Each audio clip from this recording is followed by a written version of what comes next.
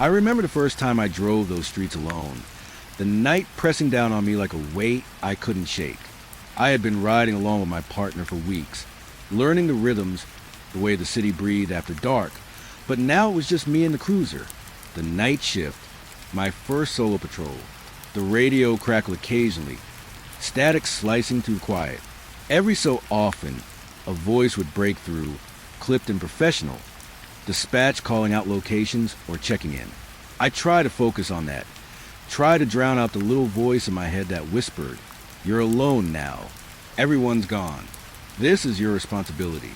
Rain had started earlier, a fine mist turning into a steady drizzle that blurred the streetlights. The reflections on the asphalt were long, watery streaks of gold and red. I kept my hands on the wheel, gripping it a little too tightly, feeling my knuckles go white.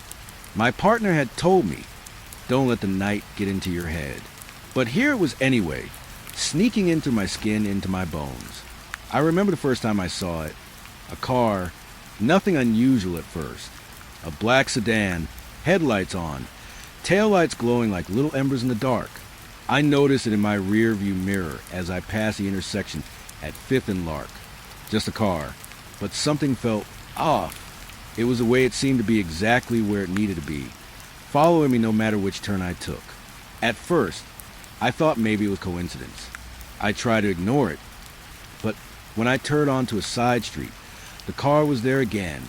A few blocks later, still there. My chest started tightening, a little knot of unease forming in my stomach. Maybe it's just someone driving home. Maybe I'm imagining things. I told myself that a dozen times, but it didn't help. The rain picked up. Each drop hitting the windshield sounded louder in the quiet of the cruiser. I adjusted the wipers, but the rhythm of the storm seemed to follow me, matching the beat of my heart. And the car, it was still there. Sometimes I'd glance at it quickly, and the driver's face would be hidden, shrouded by shadows and reflections. I couldn't tell if anyone was there at all. It felt wrong. I started thinking about what I'd read in the manuals, the things they tell rookies. Trust your instincts. Stay alert. You never know what you might find on these streets. I was alert all right. My eyes flicked from side to side, constantly scanning.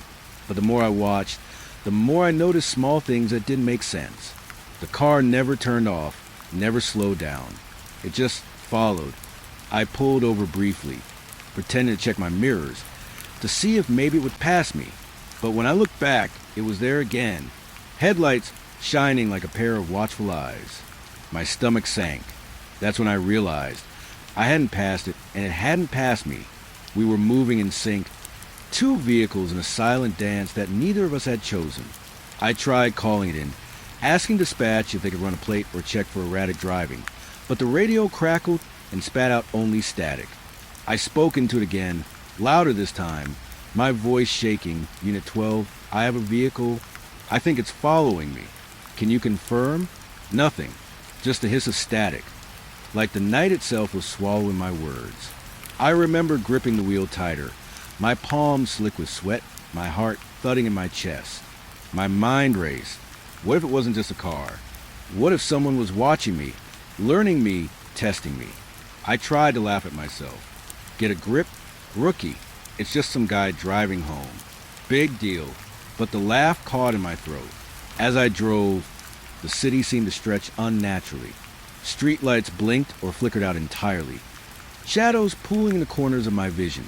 The rain made everything slippery, distorted, and I started noticing reflections that didn't match reality. Sidewalks that seemed too empty, windows that caught shapes that weren't there, and still, the car followed. I took another turn, heading onto a longer stretch of road, hoping to lose it somehow. My palms were sweating so much that the wheel felt slick beneath my fingers. I told myself to breathe, slow down, think rationally. I repeated the steps my partner had drilled into me during our rides. Check the mirrors. Watch your surroundings. Trust your instincts.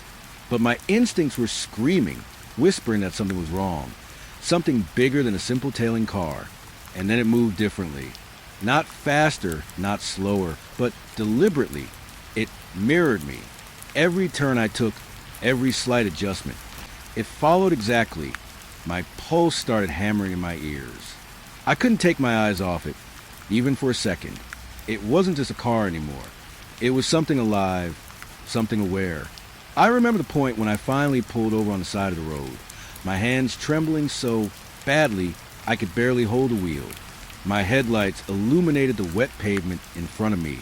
I sat there, heart racing, trying to convince myself it was nothing. And then the car did something I'll never forget. It stopped too. Not behind me, not ahead. Beside me, just a few feet away. Its engine silent, its presence heavy. I wanted to call it in. I wanted to run, but my voice caught in my throat. I stared, barely breathing, watching it through the rain-streaked windows. And for a moment, I thought I saw someone or something look back at me. Not a driver, not a person I could name. Just a shape, pale and still, watching. And then it moved, just slightly, like a shadow shifting under the water. I floored the accelerator, my tires hissing on the wet asphalt, and the car didn't follow immediately. I dared to glance in the rear-view mirror, expecting it to be gone. But it wasn't. It was there, waiting, just a little farther back now. My stomach twisted. What is it? What does it want? I couldn't think clearly anymore. Every streetlight, every intersection, every empty road ahead felt like a trap. Eventually, after what felt like hours but was probably only minutes, I managed to lose it, or at least convince myself I had. I pulled into a gas station, heart hammering, hands shaking so badly I couldn't fill out the pumper seat. I sat there for a long time, rain dripping off the roof, engine running, staring into the dark streets that led back the way I'd come. I don't know if it was coincidence or something else entirely, but the car never came past that gas station. Not that night, not on my route home. And still, I couldn't shake the feeling that it was there somewhere, lurking behind the rain, watching, waiting. Even now, thinking back, I can feel the weight of that night on my chest. I can hear the faint hiss of rain against the cruiser, see the distorted reflections on the wet asphalt, and feel that knot of unease that never fully left me. I tell myself I was just a rookie, nervous and alone on my first shift. Maybe that's all it was, but I know better. I've seen the way the night stretches, the way shadows can move just beyond the corner of your eye, the way a simple car can feel alive, like it's aware of you in ways you're not aware of yourself. And I'll never forget the way it followed me, silently, relentlessly, that first night on patrol. I thought I had shaken it the night before, convinced that my imagination had been playing tricks on me. Rookie nerves, I told myself. Rain, reflections, too much alone time in the cruiser. But tonight, when I saw it again, I knew that wasn't the case. That black sedan, or whatever it was back, waiting, watching, patient in a way that made my chest tighten before I even thought about it. I was on the stretch of road near the industrial district. Empty warehouses loomed on either side, their windows dark and cracked. Puddles reflecting the orange streetlights that flickered like weak hearts. The rain had slowed to a drizzle, but the streets were slick, shining. I saw the car in my mirror first. Always in my mirror. I hated that. There's a feeling, a tiny, stabbing feeling in the pit of your stomach, when you notice something you can't explain, and it's so precise that you know it isn't random. That's what I felt. I flipped on the cruiser's lights, a soft blue and red strobe cutting through the mist. My hands were steady this time, gripping the wheel with conscious effort. Dispatch would have asked for the plate, called it in, run it for violations. But when I checked, there was no plate, just a black sedan with headlights like eyes, staring at me. I pressed the siren briefly, a warning, a test. The car didn't flinch. It didn't move. I followed my training. I tapped the siren again, then the lights, the full routine. I radioed in, Unit 12 to dispatch. Attempting traffic stop on vehicle, black sedan, no plate visible. Request confirmation and backup. There was no reply, just static, just that endless curling hiss that made the hair on my arms rise. And then as I spoke, I noticed something else. My radio wasn't just crackling. It was shifting. At first, it was subtle. A tiny stutter, almost like the speaker wasn't connected. Then words. Not dispatch, not other officers, but whispers, almost too low to understand, blending with the hiss. I leaned closer, gripping the mic tighter, trying to listen. They weren't saying anything coherent, just fragments of sound, low and urgent, curling around my mind. Turn back, not safe, don't. I couldn't tell if I was imagining it or if it was real. The sedan didn't move. It just stayed there, headlights bright, like it knew I was afraid. I eased the cruiser to the side of the road, thinking that maybe it would pull over if I slowed down. Nothing. Not a flicker of brake lights. Not a shift in movement. It was like watching a shadow in the rain. Still, heavy, impossible to shake. I tried again, tapping the siren in short bursts. 1, 2, 3 quick flashes. A simple signal. Standard procedure. Standard law. The car responded in a way that froze me. Its lights flickered. Not randomly. Not like a faulty bulb or rain. They pulsed, almost in rhythm with my heartbeat. Every flash made the mirrors of the cruiser catch a distorted reflection. And for a moment, I swore I saw shapes moving in the darkness behind the glass. Shapes that weren't my own. My stomach knotted, and I cursed under my breath. Get it together. You're a cop. This is your job. But the night had other plans. I flicked the wipers faster, trying to clear the rain from the windshield. And that's when I noticed it. The road ahead had changed. Not physically, not in a way I could point to, but it felt different. Longer, darker, like it stretched away from the headlights, just beyond reach. Every turn I took seemed to bend slightly, and I could swear the street signs were just out of place, wrong enough to unsettle. I tried to speak again, asking dispatch if anyone could check this car, if anyone else was on the road near my location. Nothing, only the static, the whispers, the steady beat of rain against the roof. And the car, always the car. It didn't move faster. It didn't slow. It just matched me, exactly as if it were reading my mind. I tapped the brakes lightly. A little test. Nothing. The car mirrored me perfectly. I tried a sharp turn, hoping to see it falter or hesitate. It didn't. My pulse jumped. This isn't possible. Every instinct in me screamed to pull over, to call it in, to get out of this section of town. But my body froze, and I realized I had been gripping the wheel for so long that my hands ached. The radio hissed again, louder this time, words barely forming, slipping in and out. You shouldn't leave alone. I swallowed hard. My voice cracked as I spoke into the mic. Unit 12. Is anyone there? Please respond. There was a pause, longer than a pause should be, and then silence, save for the rain.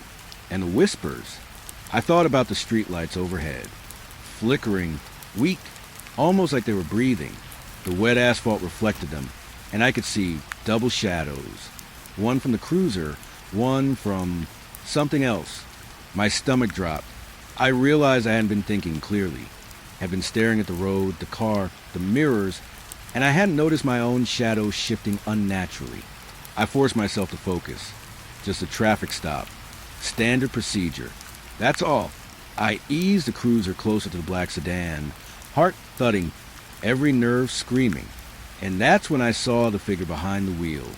Or I thought I did. A shape, pale in the darkness, blurred by the rain. The outline of a head, but the details, eyes, mouth, impossible to read. I tried to call out, to radio, to warn someone, anyone, but my voice caught and my throat burned. I remember gripping the wheel so hard that I left imprints in my palms. The sedan's lights flickered again, and I swear, for a brief instant, it felt like it was laughing. Not a sound, but a presence, a knowing. And then, just like that, it started to move. Not forward, not backward, not following exactly anymore. It began to drift alongside me, keeping pace without accelerating, like it was gliding, weightless, matching me perfectly, almost taunting me. Every instinct screamed to run, to call for backup, to abandon reason. But the rain fell steadily. The road stretched ahead, and my hands remained on the wheel. I kept driving, slower now, cautious, every nerve screaming. The whispers on the radio became louder, more insistent, overlapping the static. Don't. Keep going. I blinked. The words were gone. Only the static remained. I tried another turn, hoping to lose it in the back streets. I tapped the brakes and cut through an alleyway. I waited, tense, staring into the darkness. Nothing. Relief started to creep in. Maybe it had abandoned me. Maybe the night had mercy. I exhaled slowly, just enough to notice movement in the rear-view mirror. It had not abandoned me. The car emerged from the shadows, silently, perfectly timed. Its headlights reflected off the wet pavement, casting long, distorted shapes. It matched my speed as if it had been reading the patterns of my heartbeat, my breathing, my thoughts. I realized then that nothing about this was normal. This was no human tailing me. No simple traffic stop. Whatever this was, it knew me, it anticipated me, and it wasn't going anywhere. I drove faster, my knuckles white.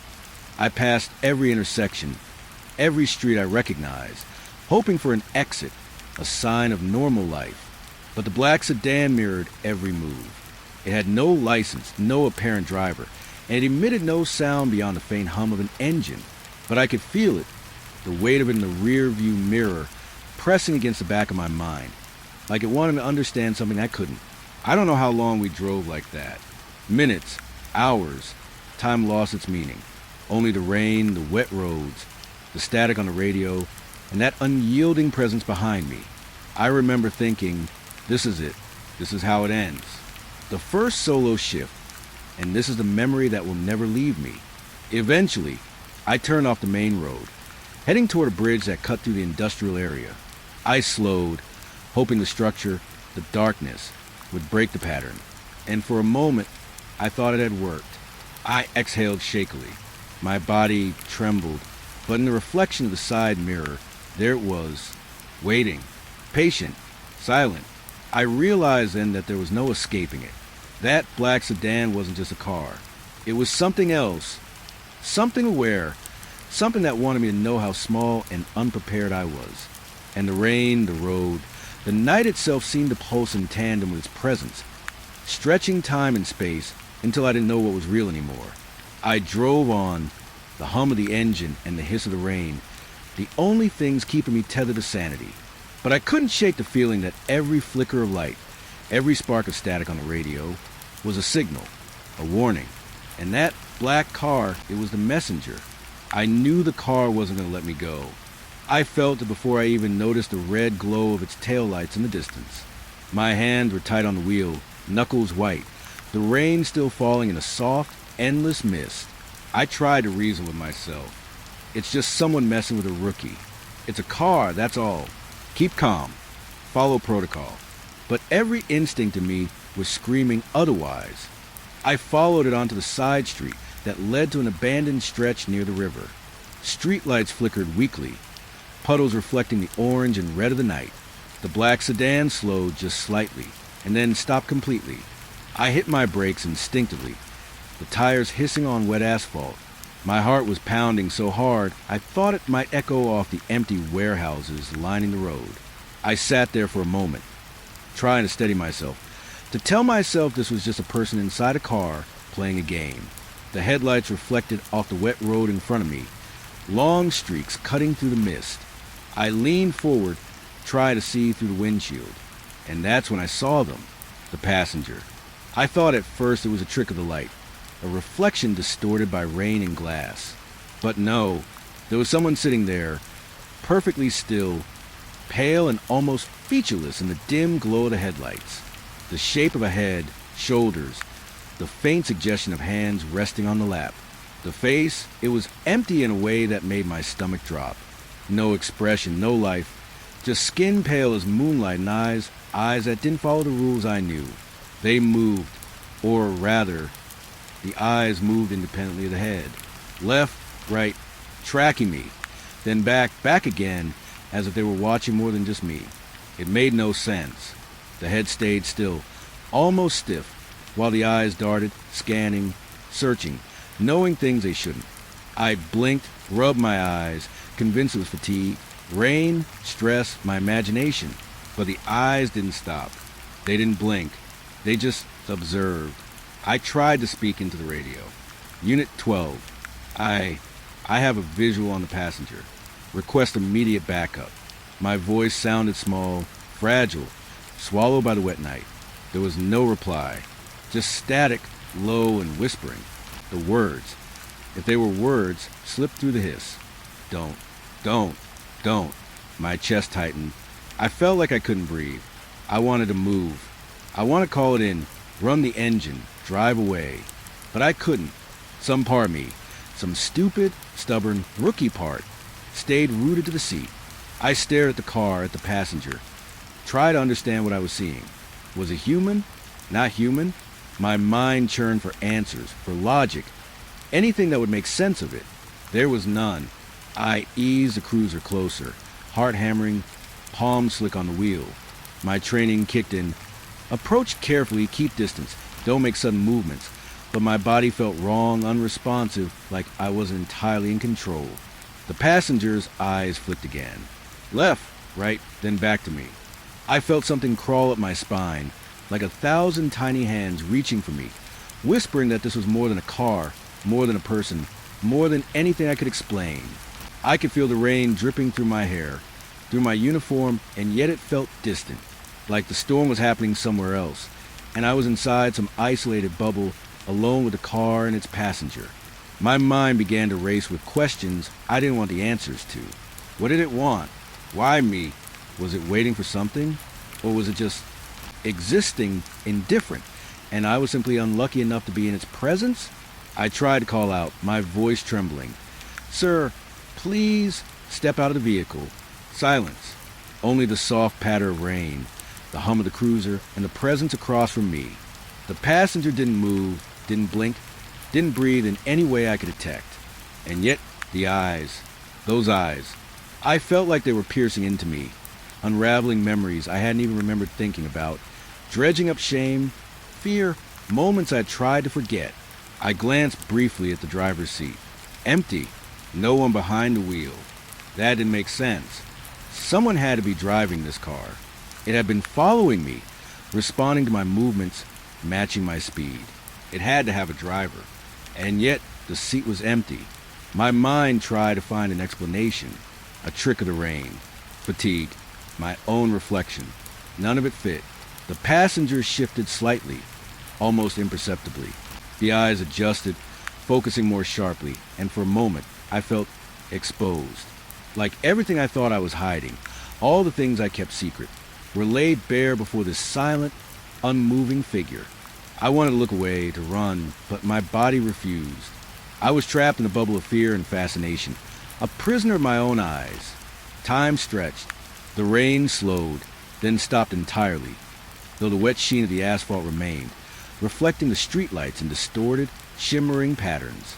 The world felt unreal, as if it had been muted, like I had slipped into a photograph I couldn't step out of.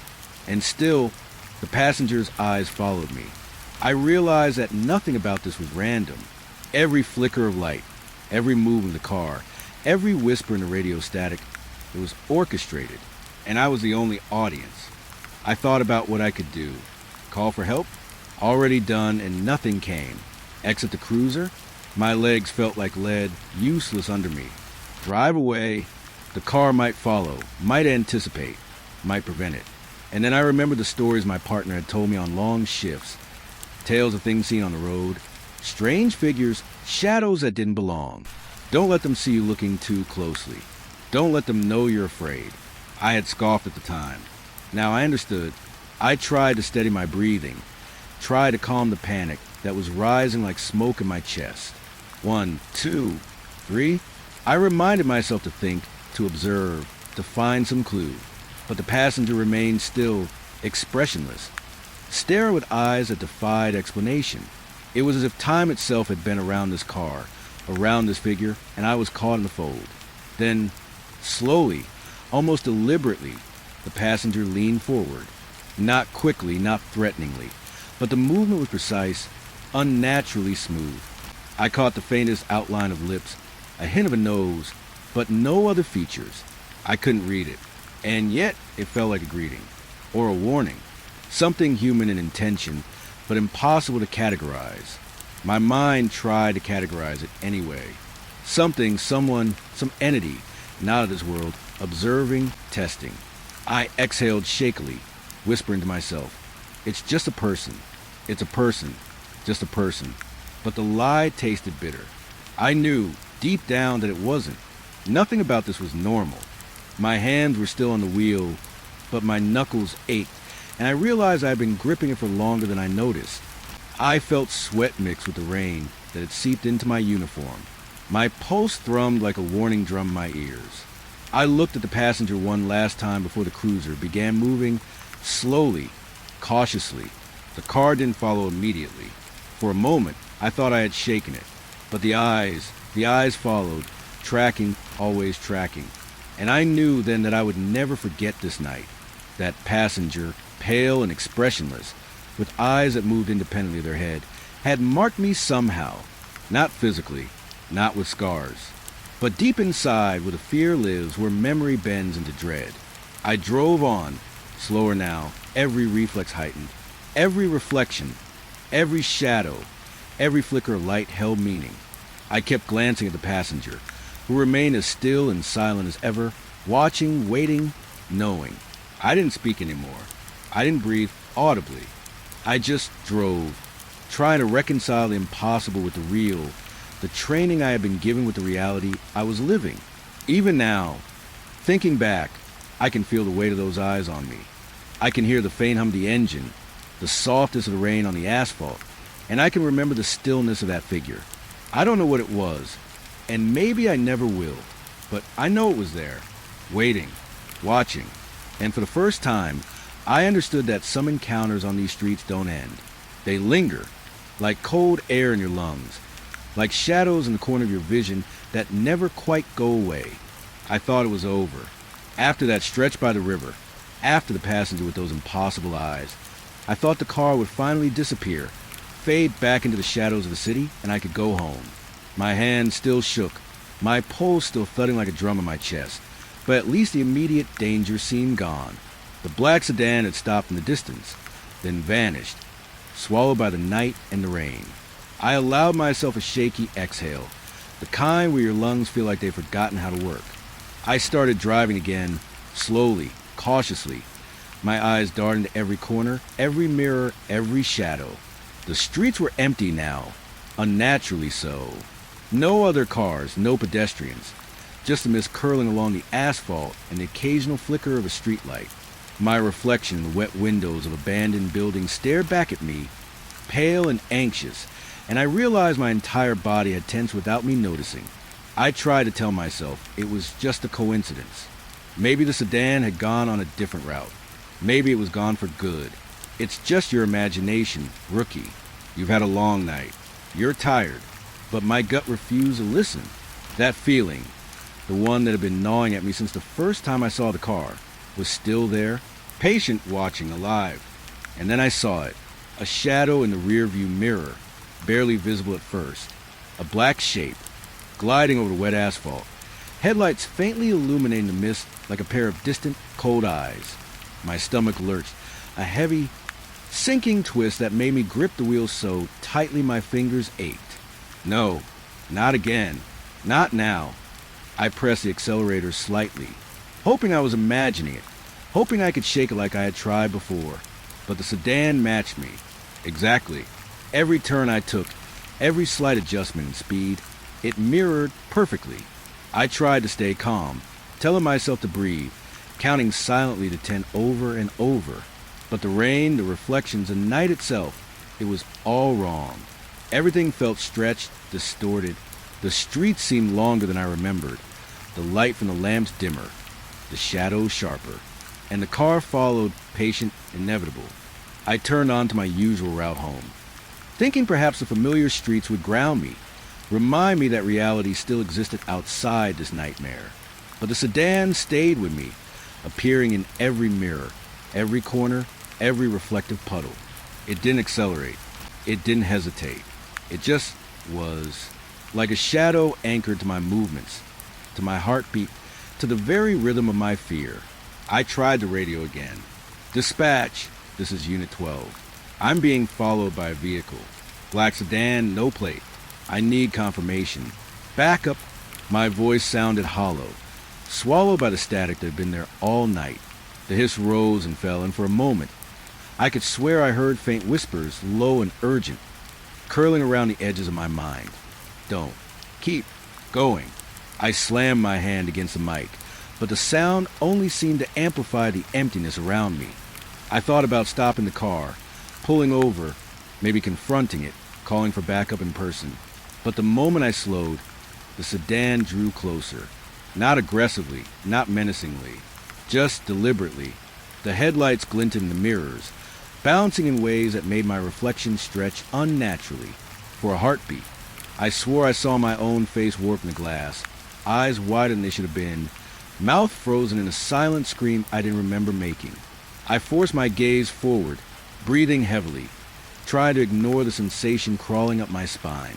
Every instinct screamed to run, to abandon reason entirely, to just drive as far as I could until the city ended.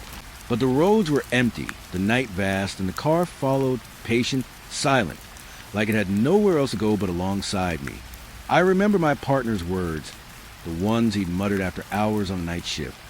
Some things on the road aren't meant to be explained. You just survive them, and you remember them. You don't try to make sense. I hated that advice then. I hated it with every fiber of my being. But now, as I drove with the sedan in my mirrors, I understood there was no sense to be made, no logic that could untangle this. Only observation, endurance, and a fragile hope that I could reach somewhere safe. The streetlights flickered again, and the rain started anew, a thin mist coating the asphalt. I glanced at the rearview mirror, just a glance, quick, because I was afraid to hold it too long, and the passenger seat sedan caught my eye. Pale, still, expressionless. Those eyes, always moving, always watching, scanning. I felt like my chest would cave in. My lungs, my brain, everything inside me screamed that this was impossible, and yet there it was. I swallowed hard and tried to focus on the road ahead, on the familiar turns that would lead me home. But the sedan adjusted. It matched me perfectly again, sliding over wet streets like water, unhurried, inhumanly patient. I could feel my heartbeat in my throat, every pulse a warning. I started talking to myself, softly, desperately. It's just a car. It's just a car. You're tired. You're imagining it. It's just a car. The words sounded like lies even in my own ears. The houses I passed were dark, windows like black eyes staring at me, reflecting the headlights of my cruiser and the sedan behind. Every familiar landmark seemed strange, warped, alien. I could see my own reflection in the wet pavements, distorted by puddles, by shadows, by the endless drizzle. And in every reflection, in every dark corner, in every window, I felt the presence of that passenger, watching, waiting, patient. I tried to think, what could it want? Why me? Was it sentient? Was it testing me, studying me, punishing me? Every explanation seemed inadequate. The mind recoiled from possibilities that made sense and from those that didn't. I couldn't accept it, couldn't rationalize it, and yet I couldn't ignore it. I reached the bridge near my neighborhood, hoping the elevation, the river beneath, the emptiness around me would give me some sense of control. But the sedan followed, sliding into view behind me with the same silent patience. I noticed that it wasn't just following. It was pacing me, moving in subtle ways, adjusting for my speed, my turns, anticipating, existing in perfect symmetry with my own vehicle. I gripped the wheel so tightly that my fingers hurt. I thought about calling my partner, anyone I knew who might help me make sense of this. But my phone was in my pocket, and every instinct told me it wouldn't matter. They wouldn't see it. They wouldn't understand. And even if they did, the sedan, whatever it was, would still be there, outside of their comprehension, outside of my control. I forced myself to breathe, slowly, counting each inhale and exhale. I tried to focus on something concrete. The street signs, the lines on the road, the occasional flicker of light through fog. But the sedan moved with me, always relentlessly. It was there when I blinked, when I looked away, when I tried to slow down. And for the first time, I realized I wasn't just being followed. I was being trapped, encircled, measured. The streetlights ended, the familiar neighborhoods behind me fading into the mist. I had no idea how far I had driven, how long I'd been followed. Time had stretched, twisted. Every second felt like a minute, every mile an eternity. The sedan never blinked, never hesitated, never allowed me relief. And then, just as I reached the turn for my apartment complex, I noticed something terrifyingly simple. The streets ahead, familiar, home, safe, looked wrong. The lines of the road didn't match the maps I had memorized. The buildings shifted, curved slightly. Shadows pulled where they shouldn't. And the sedan, it was there, perfectly aligned, headlights like eyes, waiting. I realized then that it didn't care if I made it home. It didn't care about rules, about traffic, about anything I thought mattered. It only cared about following, watching, testing, and I didn't know if I would ever escape its gaze. I drove on, slowly, cautiously, hoping my neighborhood would finally reclaim some sense of normal. But the reflection of that car in every wet surface, every mirror, every window reminded me that nothing was normal anymore. I wasn't safe. I wasn't in control. And for the first time, I wonder if I ever would be again. Even now, I can feel it, patient and silent, a weight in the rear-view mirror memory. Every time I close my eyes, I see it. The wet streets, the mist, the distorted reflections, and the unwavering presence. And I know that night was only the beginning of a longer, darker journey that has never truly ended. The rain started as a drizzle, teasing the asphalt with tiny, cold drops that dotted the windshield. By the time I hit the highway, it had turned into a torrent. Sheets of water that blurred the yellow lines and made the streetlights halo like something out of a dream. I could barely see 10 feet ahead. The wipers barely kept up, swiping furiously across the glass, leaving smears that seemed to stretch the lights into long, wavering fingers. I gripped the wheel tighter, the leather slipped beneath my palms, my uniform damp already. Nights like this always made me nervous, no matter how long I'd been on the job. The highway was empty, or at least it felt empty, but I knew better. There was always someone somewhere doing something they shouldn't be, drunk, distracted, careless. And tonight, I was supposed to be watching. I passed a small sedan first, tires hissing against the wet pavement, its driver swerving slightly. Nothing too serious. I flicked on the lights briefly, tapped the siren softly, and watched as it pulled over without incident. The driver, a man with red-rimmed eyes, leaned out the window apologetically. Standard procedure. I gave a curt nod, a warning, and let him go. I thought I'd done my job. Safe, simple, uneventful. But the rain made everything feel strange. The highway stretched endlessly in every direction, and the reflections in the puddles seemed too deep, like mirrors to another world. Every taillight, every headlight, every shimmer of water on the asphalt flickered in ways my brain didn't quite understand. I told myself it was just my eyes, my fatigue, the constant motion, but it lingered, the unease crawling along my spine. I passed a pickup next, heavy and old, headlights cutting through the sheets of rain. The driver waved, a casual, almost too exaggerated gesture. I waved back, but when I looked away and then back in the mirrors, the pickup had shifted. Not far, not dangerously, but wrong, like it had been in one lane a moment ago and then snapped forward, perfectly aligned beside me for a brief second. My stomach knotted. I shook my head. I'm imagining things. Fatigue. That's all. The radio crackled to life intermittently. Voices I barely recognized calling in minor incidents. Reports of stalled cars, a fender bender near the exit.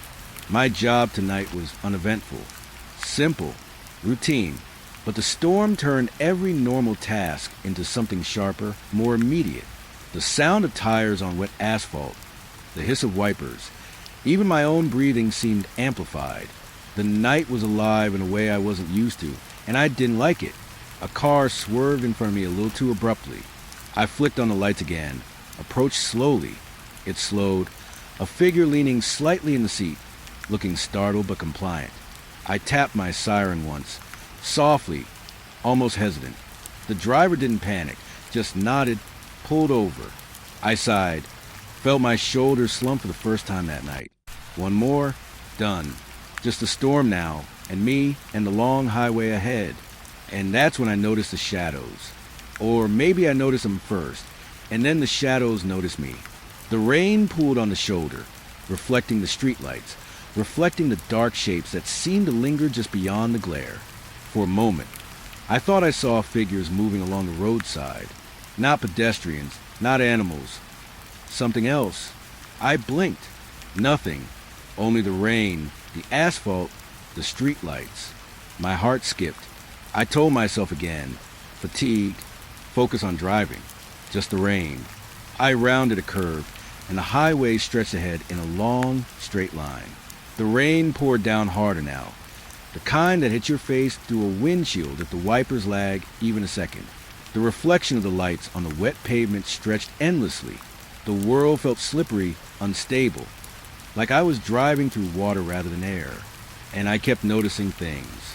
Small, subtle things. A shadow where it shouldn't be. A headlight reflected twice. A figure that seemed to shift when I looked away. I passed another car, a compact, dark vehicle. I watched in the mirrors as I drove past, and for a second, I could swear it slowed down as if it were studying me. My pulse quickened. I told myself to focus, to keep moving, to ignore the shadows of imagination. But the rain had a way of stretching time, making every second feel too long. Every headlight that reflected in a puddle, every smudge of water on glass, every shape in the dark became a puzzle my brain couldn't solve.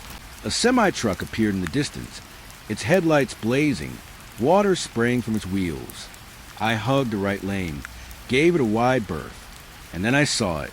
A figure, no, a movement, just at the edge of my peripheral vision. Something fleeting, almost human, almost familiar. My pulse thudded in my throat. I blinked. Gone. My eyes raced back to the road. The truck loomed, and I drove past safely.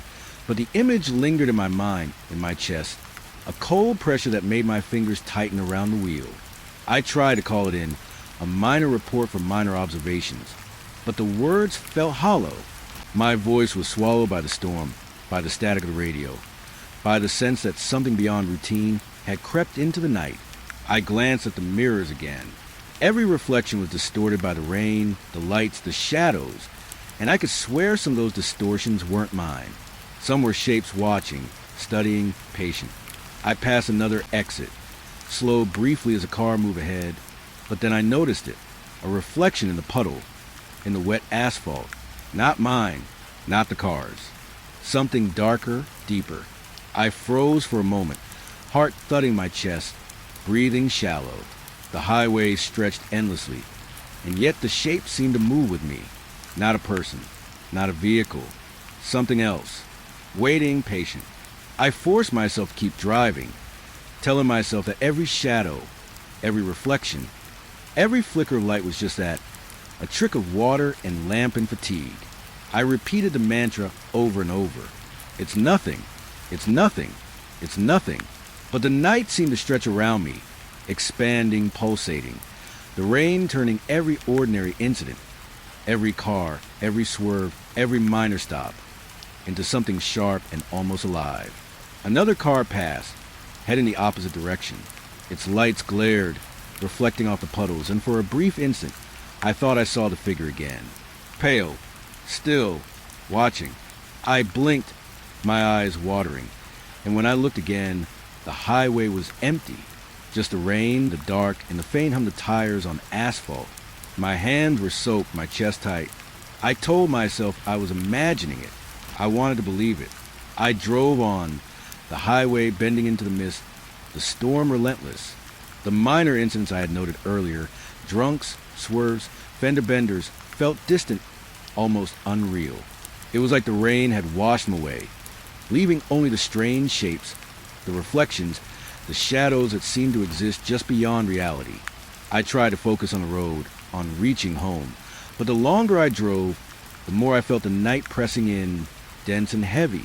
And then I realized something. The highway was empty. No other cars. No distant lights. Not a single movement except my own. And yet the shapes persisted. Shadows and puddles, silhouettes and mirrors, reflections that didn't match reality. I swallowed hard. chest height, hands trembling on the wheel. Fatigue, yes. Rain, yes. But also something else. Something patient. Watching. Waiting. I drove on. I didn't slow. I didn't swerve. But every minor incident, every strange reflection, every fleeting shadow made my mind race, made me question what I was seeing, what I was imagining. The storm made the highway a different place, a place that stretched beyond reason, beyond reality, a place where the night itself seemed alive. Even now, thinking back, I can feel the rain on my uniform, the slickle under my palms, the distorted reflections in puddles. I can remember the minor incidents, the swerve, the pickup, the compact car, and how each felt wrong in a way I couldn't explain. And I know deep down that the highway that night wasn't just a road. It was a stage. And I was being watched, tested, measured. The fog rolled in slow and thick, a white curtain that blurred the streetlights into hazy orbs. I could barely see 50 feet ahead, the highway melting into a soup of gray and damp. The rain from earlier had stopped, but the mist left the asphalt slick, shimmering like black glass. The wipers weren't needed anymore, but the chill in the air crawled inside the cruiser, making my uniform cling to my skin and my hands shake slightly. It started as a glint, just a faint reflection in my mirror, a smear of red like a bloodstain spreading across the wet pavement. I glanced over, squinting. A car. Stopped. No headlights, no visible driver. The brake lights glowed in the fog, pulsing gently. I eased forward, trying to judge the distance. There was nothing ahead of it, nothing around. Just fog. I thought it was a trick of the mist at first, something my tired eyes were inventing, but it stayed. Patient. Waiting. I called into the radio, more out of habit than hope. Unit 12, visual on an unknown vehicle. No driver visible. Brakes engaged. Requesting confirmation or backup. Static. Just the usual static that always seemed louder at night. The car didn't move, didn't respond, but every time I adjusted my speed, it adjusted too. It braked before I even thought I would. Its timing was impossible. Perfect. I tried to pass it. Slow, careful. Every inch of asphalt beneath my tires slick with mist. The car's brake lights glowed brighter in response. A warning I didn't understand.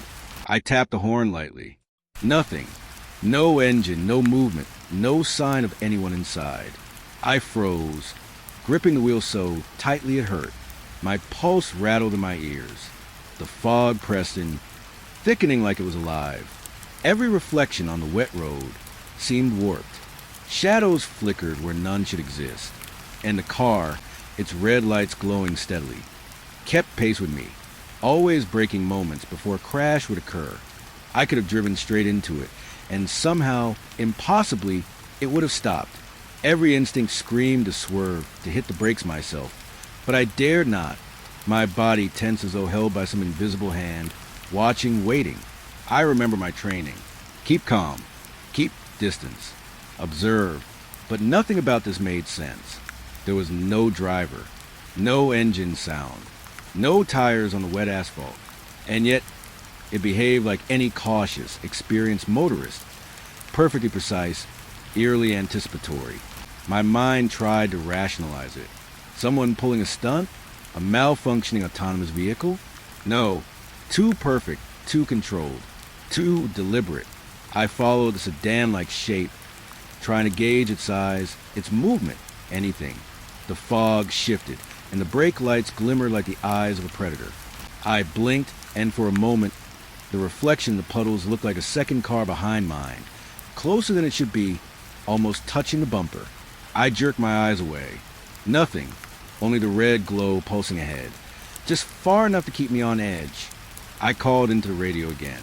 Dispatch, Unit 12. Still visual. Vehicle braking erratically in fog. No driver visible. Please advise. Silence. Not even static this time. Just the hiss of the fog, the whisper of tires against wet asphalt, and my own breath, sharp and uneven in the small cruiser cabin. I tried to pass it again, edging to the left lane. The moment I did, the car braked sharply. Not hard enough to risk a collision, but perfectly timed to make me flinch. my heart nearly leaping into my throat. It wasn't aggressive. It wasn't hostile. It was precise, patient, watching. I couldn't stop imagining that it knew me, knew my reactions, my reflexes, the exact moment my attention would falter. My pulse raced. Every instinct told me to get away, to turn off the highway, to find a lit gas station, a populated street. But the fog stretched endlessly, swallowing exits, bending the familiar road into something alien. Every street sign looked wrong. Every reflective marker a distorted shimmer. And through it all, the brake light stayed ahead but not too far, pulsing in time of my fear. I noticed something subtle. Each time the car braked, the fog around it seemed to distort, like heat rising off asphalt in the summer, only cold and clammy. The edges of the headlights' glow bent strangely. I squinted, trying to focus, trying to understand if my mind was fracturing from exhaustion or if the car was unreal. Every thought I had seemed to stretch, thin, fraying at the edges. I remember the stories, whispers from older officers on rainy nights. The phantom cars, the fog-bound drivers who never existed, accidents that left no evidence, only memory. I had laughed at them, joked about rookie nerves. Now, as the brake lights pulsed steadily in front of me, I couldn't laugh. I couldn't even think clearly. Only drive. Only follow. Only try to survive. The car swerved slightly for the first time, just a subtle adjustment, but enough to make my stomach drop. I gripped the wheel so tightly I thought I might crush it. My mind raced. Maybe it was testing me. Maybe it was aware. Maybe it wasn't meant to be understood at all. The fog swallowed everything else, and the world outside the headlights disappeared. Only the car remained. Only the pulse of red light ahead. Steady, precise, impossible. I tried to focus on the road markings, to remind myself of the concrete, the asphalt, the real world. But every stripe seemed longer, distorted, a hallway of gray stretching forever. The red glow ahead shimmered through the fog. Hypnotic. My hands shook as I gripped the wheel. My thoughts scattered, slipping into half-formed fragments. Brake lights. No driver. Fog. Impossible. Watching. Waiting. I reached a curve, sharp and familiar. The car braked perfectly before I even entered it, hugging the road in a way no human could have anticipated. My chest felt hollow, my mind stretching around this impossibility. I swerved slightly just to test it, and the brake lights pulsed in exact response. Perfectly timed. I couldn't hit it, couldn't overtake it, couldn't make sense of it. I want to call for help, to scream, to radio someone, anyone, but the static swallowed my words, and the fog pressed closer. My own reflection in the rearview mirror glass seemed wrong, stretched, pale, like a warning. I thought I saw something move behind me, a shape barely distinguishable, and jerked my head around. Nothing. Only fog. Only silence. Only the pulse of those brake lights ahead. Minutes, or was it hours? Passed. Every stretch of highway became a trial. Every patch of fog a trap. I couldn't leave the lights behind. I couldn't drive away fast enough. The car braked perfectly, eerily, like it could read my mind, anticipate my every move. It wasn't human. It wasn't alive in the way I understood life. But it was aware. I could feel it, calculating, patient, testing me. Finally, the fog began to thin, the highway stretching out more clearly, edges illuminated by the dim glow of distant streetlights. I dared to glance again. The car was gone. No taillights, no shadow, no sign of an impossible presence. My hands shook so badly I could barely hold the wheel. My chest burned. My mind felt raw, stretched to breaking. I exhaled slowly, telling myself it was over, that the car had vanished, that I could keep driving, that maybe it had been nothing. But I knew it wasn't nothing. It had been real, impossible though it was, and it had marked me. Every instinct, every reaction, every heartbeat of mine had been measured and mirrored. I would never forget the pulsing red lights, the brakes perfectly timed, the fog that seemed alive with its presence. Even now, thinking back, I can see it. In every mist, every reflection, every stretch of empty highway. That car wasn't a vehicle. Not really. It was something else. patient and impossible, waiting in the fog. And somewhere in the deepest part of me, I knew it would be back. I thought I had seen it all. The brake lights in the fog, the car that anticipated my every move, the impossible precision of it. I thought the night had reached its peak of strangeness. But the highway was patient, and the dark was deeper than I could measure. I pulled onto a quieter stretch, one of those roads that twisted through low hills, the streetlights spaced too far apart. My hands ached from gripping the wheel so tightly. My pulse still raced, even though the sedan from before had disappeared. Swallowed by the fog or by the night itself, I tried to exhale, tried to convince myself that the terror was over. But that relief, the kind I thought I'd earned, never came. The first time I noticed it, I didn't know how to react. A pressure in the passenger seat, slight, subtle, like a weight had settled there, shifting gently with the bumps in the road. My stomach sank. I glanced sideways. Empty. The seat was completely empty. I blinked, thinking my eyes were playing tricks. Maybe my exhaustion, maybe my nerves, maybe the fog windshield outside, making everything hazy. But the weight didn't leave. It pressed into the seat as though someone or something was sitting there, unmoving, patient, waiting. I told myself it was impossible. You're tired. You're imagining it. Rookie nerves. But my mind knew better.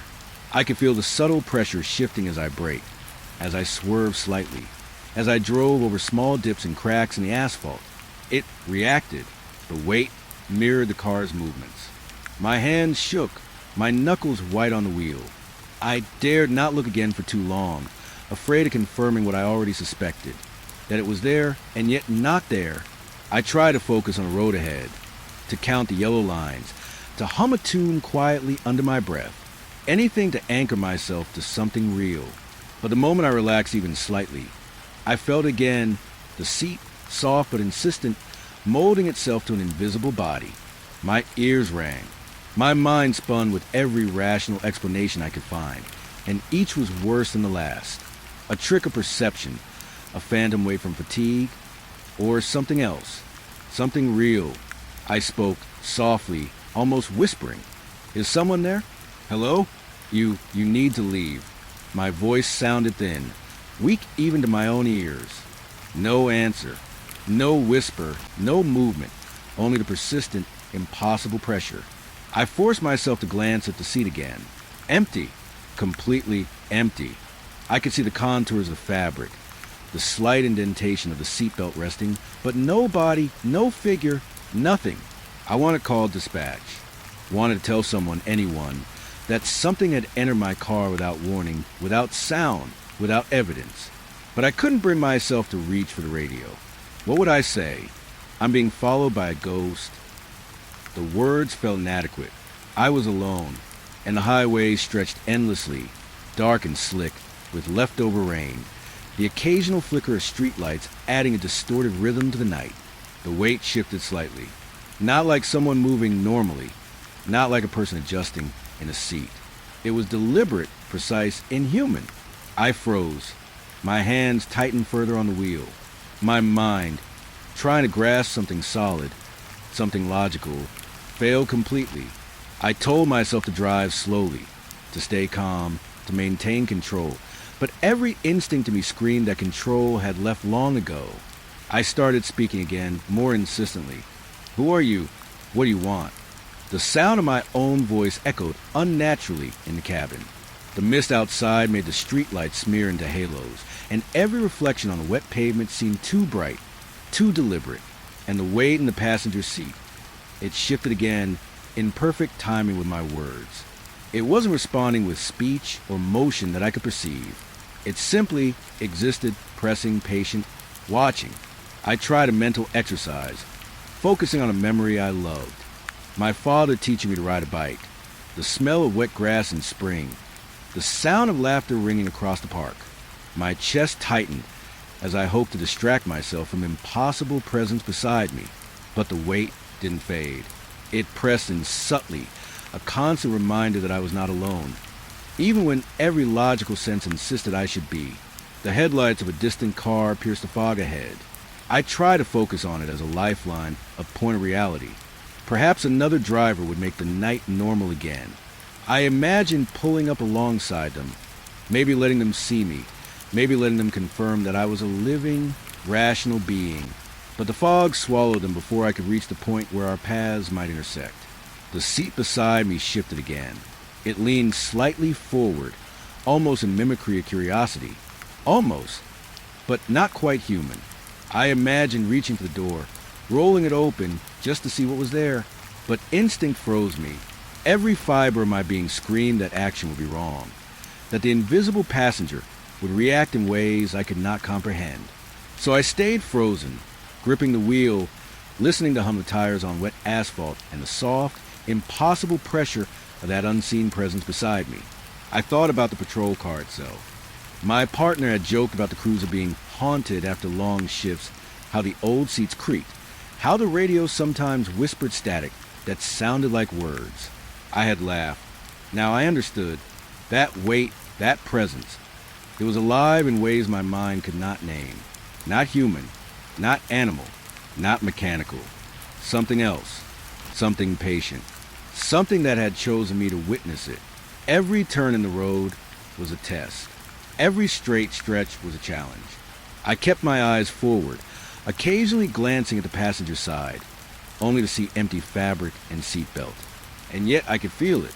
Every subtle motion of the car, every jolt from the asphalt, every shift in my own seat was mirrored by the invisible passenger.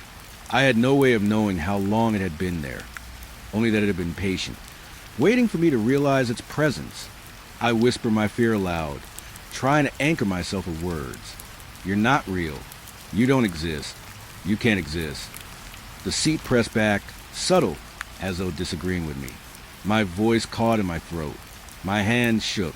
Every instinct screamed to escape, to abandon the road, to leave the car and run into the mist. But the road stretched endlessly. The fog, now thin in places, revealed nothing. Nothing but darkness and the empty asphalt, and the weight that insisted it belonged beside me. I thought about calling my partner on the radio again, but the words felt impossible. How could I describe a presence I could feel, but not see?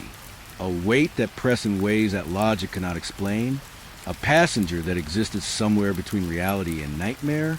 I swallowed hard, chest tight, and forced myself to keep my hands on the wheel, eyes forward, moving as though control was still mine.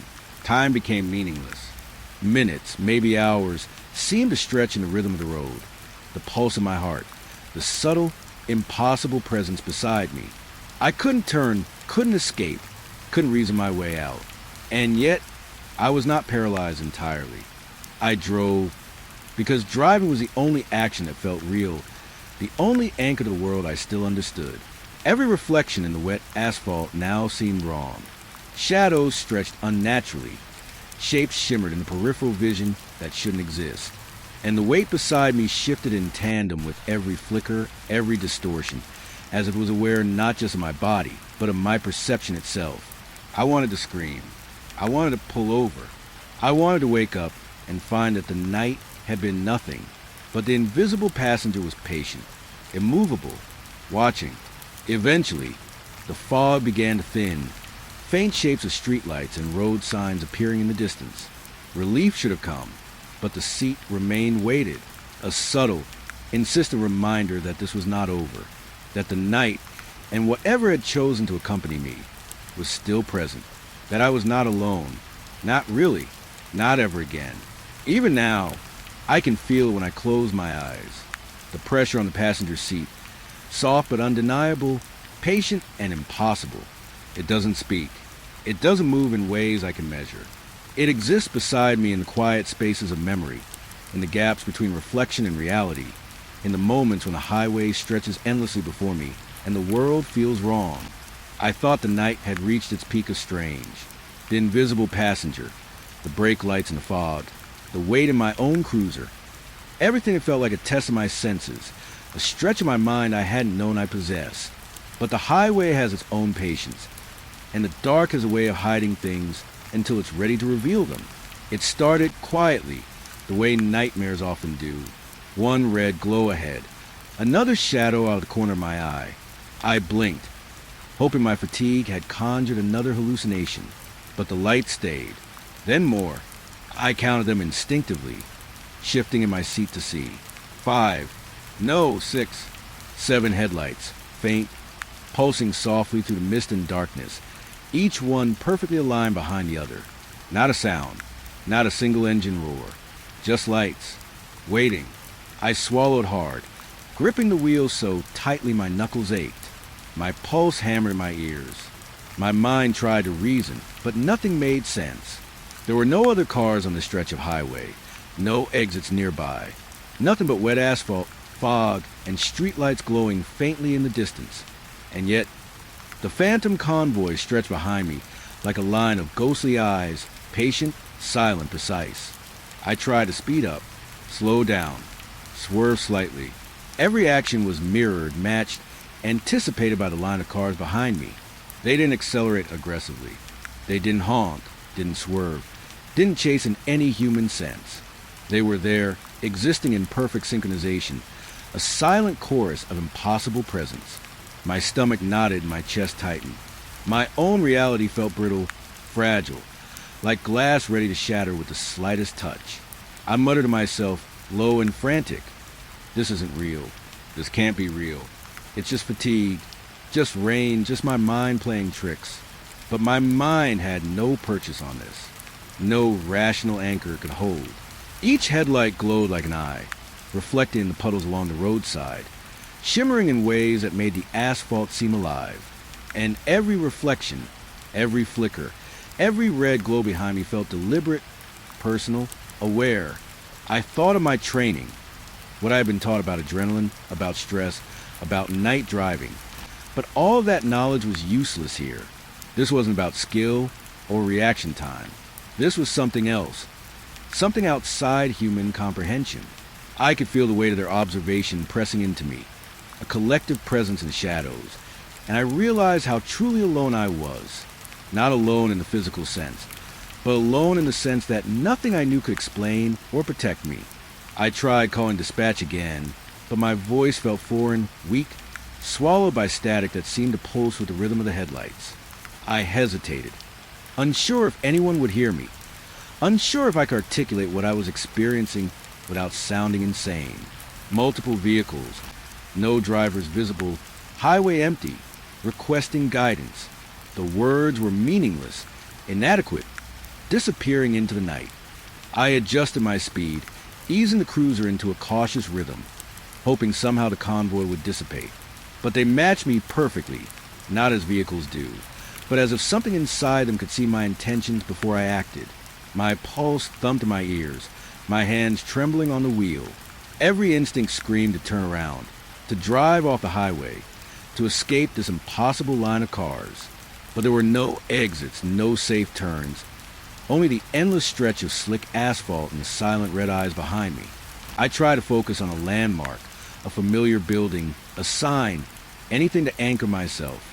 But the fog had returned in patches, swallowing the world in a white haze that made the highway seem endless. Each headlight reflected in the wet road, multiplied, distorted, and my mind began to fray. Shadows moved unnaturally, shapes elongated and folded in ways that made my stomach twist. And the cars remained behind me, unblinking, perfect, patient. I whispered, almost desperately, "I can't see you. I can't see you. You're not real." The words fell hollow, swallowed immediately by the roar of my own blood in my ears. And yet, the headlights pulsed, each beat timed perfectly with my own heartbeat. My chest fell hollow, my lungs tight.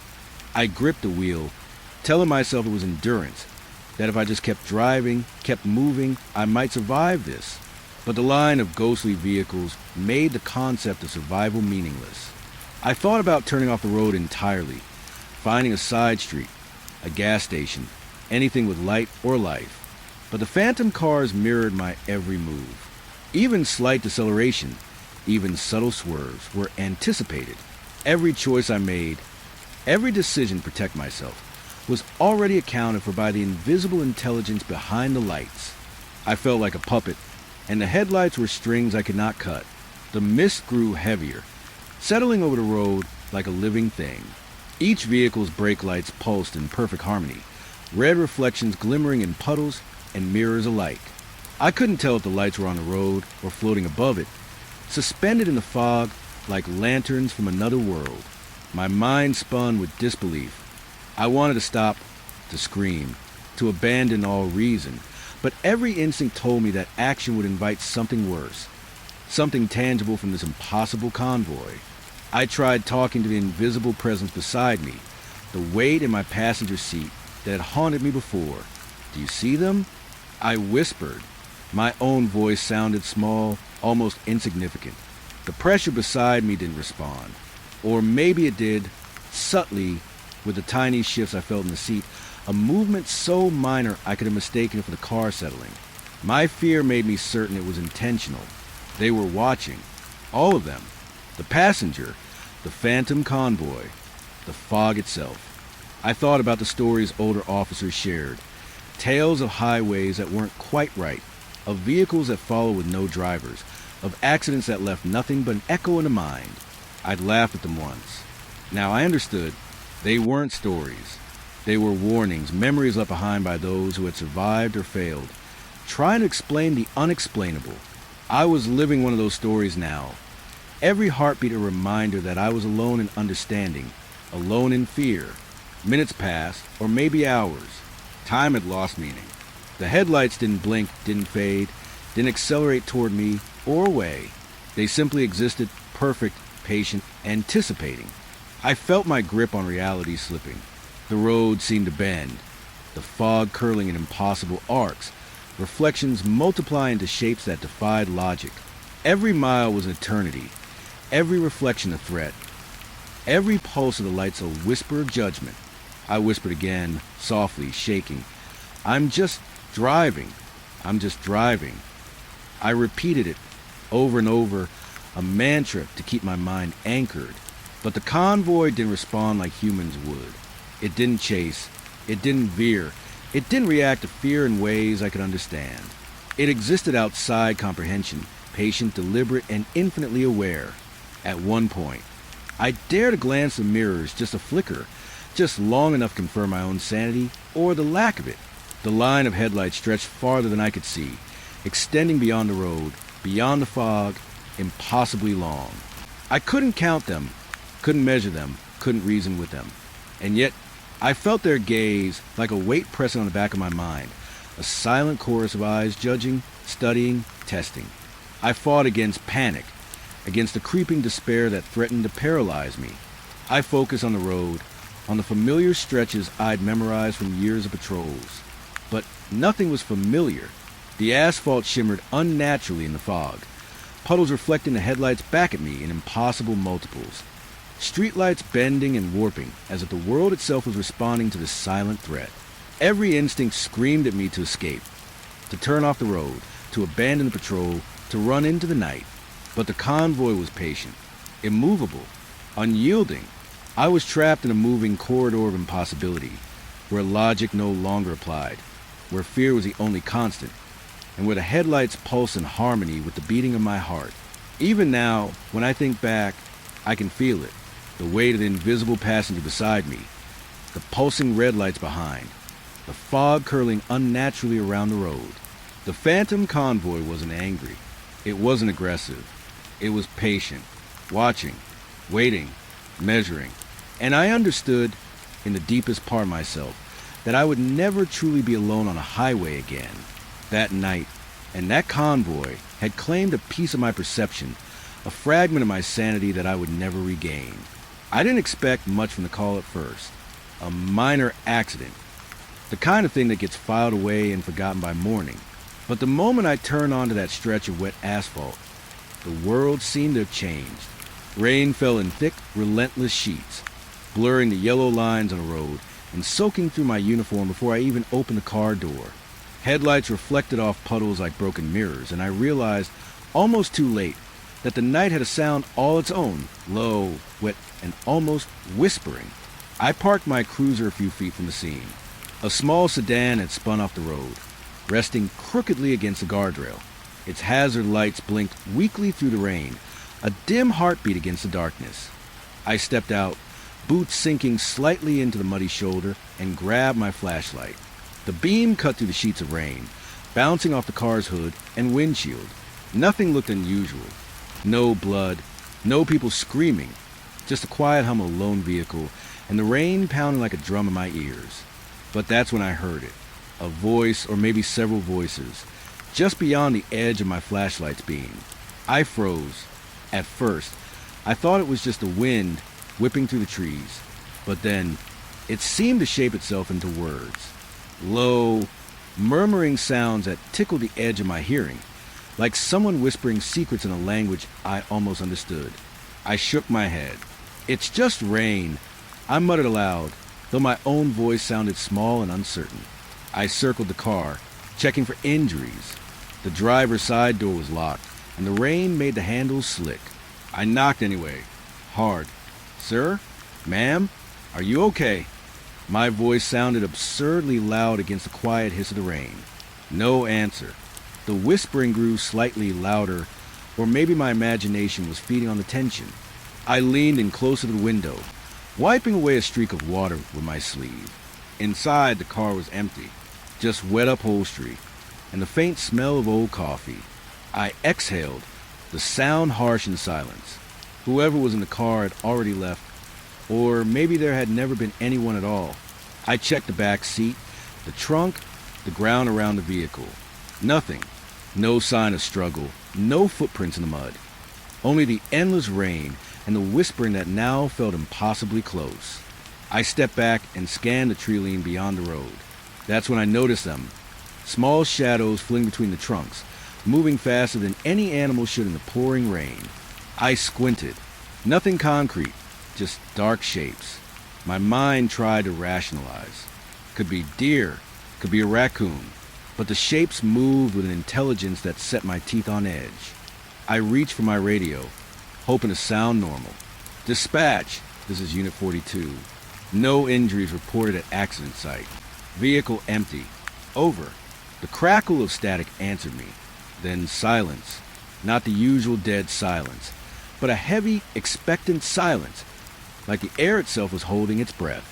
And beneath it, that whispering again. I told myself it was nothing, that I was tired, too many late-night shifts piling up. But every instinct in my body screamed that something was wrong. I took another step closer to the tree line, flashlight sweeping back and forth. The shadows darted again, staying just at the edge of my vision, impossible to catch. And then, just as suddenly, they were gone. I tried to focus on the car, the mundane task of reporting the scene. But the rain kept hammering against the metal roof, and in the rhythm, I could swear I heard murmurs forming words I didn't want to understand. Something like, "Don't look, follow." My chest tightened, and I forced myself to take a deep breath. Focus.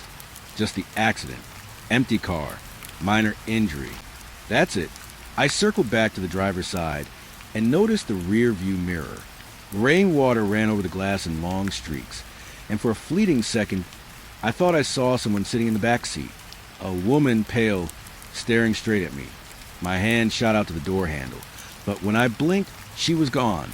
Heart hammering, I swung the flashlight around. Nothing. Empty car. Nothing behind me except the relentless rain and the whispering, now rising and falling like it was breathing with me. I stepped back to my cruiser, telling myself to radio for backup. My hands were shaking, slick with rainwater. I pressed the button. "Dispatch, Unit 42. I need a unit for backup, possible unusual activity." The words caught in my throat, behind me. The whispering coalesced into something clearer. Low, insistent, urgent. "Leave now." I spun around. Rain blurred the tree line. Shadows again, moving faster than anything that should be capable of speed in this storm. My flashlight flicked over them, over the slick leaves and broken branches. But no figures remained. Nothing. Just the echo of those whispers inside my own head. I shook myself. "You're imagining it," I muttered, gripping the door of the cruiser. I climbed in, locked the doors, and sat with my flashlight on my lap. Rain pelted the roof like gunfire, and somewhere deep in the shadows, those voices lingered. A part of me wanted to leave immediately. Another part, I couldn't explain why. Wanted to step back into the rain, to see what was out there, to understand. I stared through the windshield into the dark highway ahead. The road seemed endless, disappearing into a mist that the headlights couldn't penetrate. And in that mist, I swore I saw shapes moving just ahead. Not animals, not human, not exactly, but watching, waiting. And then a chill ran down my spine because it felt deliberate, like whatever was out there knew I was watching too. I forced myself to radio dispatch again, voice tighter this time. Dispatch, Unit 42.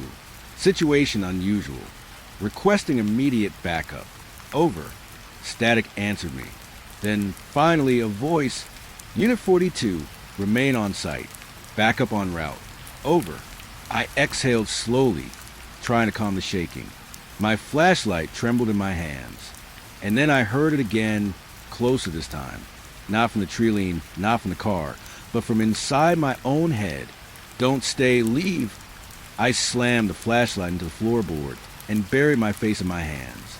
I sat like that for what felt like minutes, until the rhythm of the rain became almost hypnotic. The whisper subsided, receding just enough to give me a false sense of security. I kept telling myself it was the storm, the night, exhaustion, a trick of the mind. The car empty, the accident minor. Nothing else. But I knew it wasn't nothing. My instincts were screaming it, echoing in my chest, a drumbeat louder than the rain. Something was out there. Something that didn't belong on this road, in this night. Something that had been waiting, watching, and maybe even guiding me here. Eventually, headlights appeared in the distance. Backup, real humans finally. Relief washed over me, though it didn't erase the lingering dread.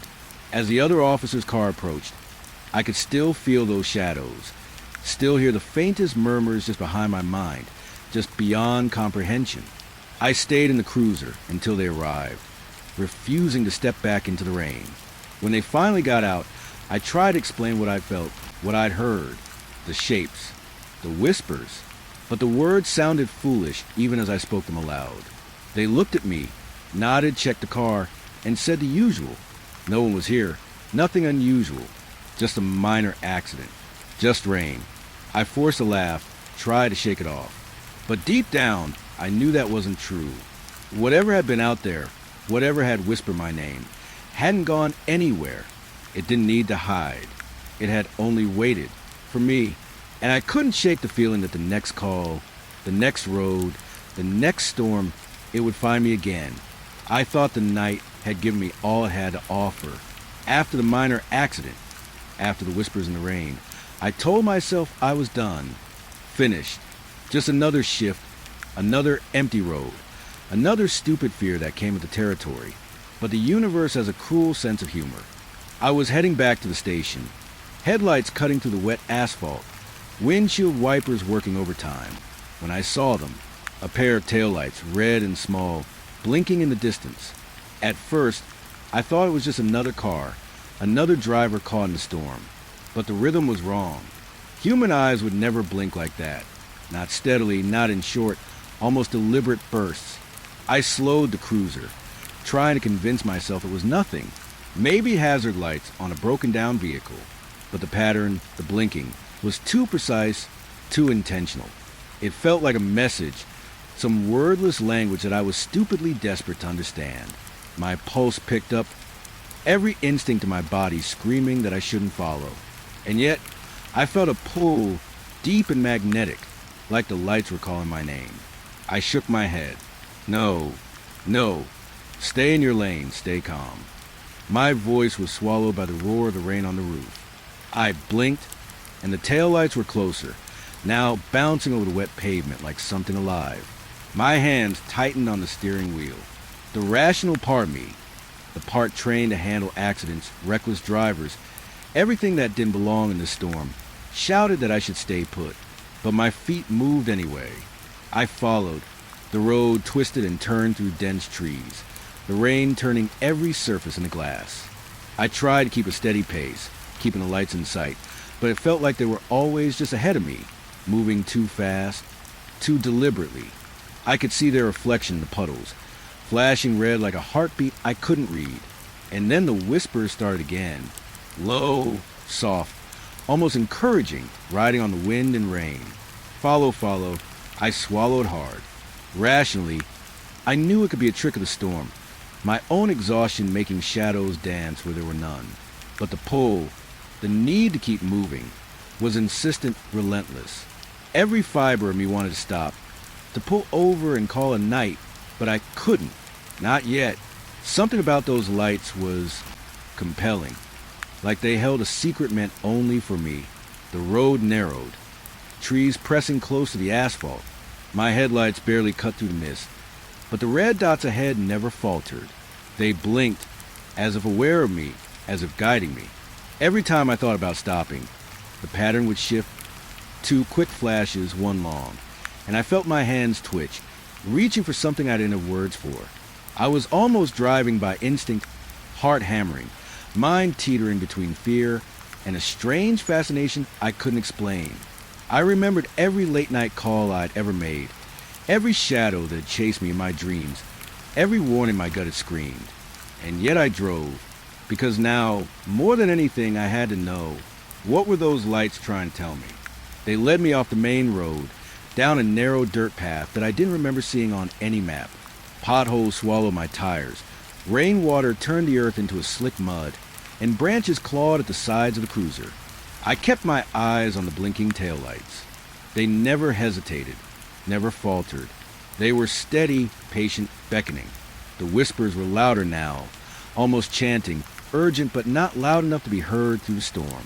Closer, come closer. My chest ached, my lungs burned, and I tried to focus on the road. But the lights weren't just ahead.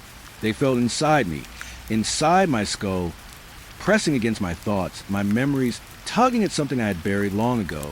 I saw a flash of movement in the rear-view mirror. Another vehicle? No, the reflection was wrong. Too jagged, too distorted. The red lights weren't just outside. They were in the corners of my vision, flickering at the edge of everything I saw. I blinked and they were gone. For a second, I thought I had imagined it. For a second, I felt relief. Then the whispers came back, sharper, more commanding. Follow, follow. The dirt path ended in an abandoned lot. Cracked asphalt cracked by weeds and rain. The taillights stopped in the center, blinking at me like a beacon. I parked a few feet away, heart hammering, and sat in the car, gripping the wheel as if it could anchor me to reality. The storm had softened slightly, but the whispers remained, low, patient, coaxing.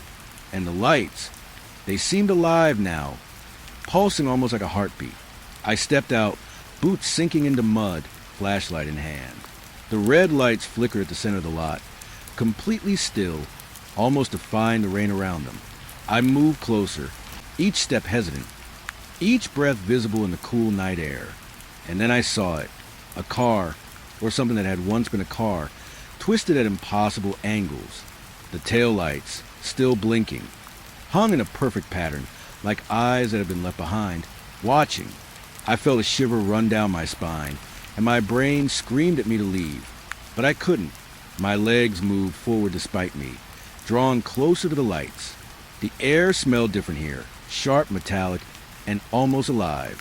The rain dripping from the trees felt heavier, thicker, as if the storm itself was holding me in place. I remembered the last accident I had investigated, the whispers, the shadows, and suddenly, the blinking of the lights wasn't just a message. It was a lure, a challenge, and somehow, I knew if I stepped closer, I would cross a line I could never come back from. I did it anyway. I walked around the car, or what used to be a car, my flashlight trembling in my hands. Every reflection, every shadow, every raindrop felt deliberate, choreographed. And then I noticed something impossibly small. The blinking of the taillights had shifted. It was no longer random. It formed a sequence, a rhythm, a pattern I could almost understand. Memories I hadn't thought about in years rose to surface. Childhood dreams, nightmares I had long buried. Faces I couldn't place but felt intimately familiar.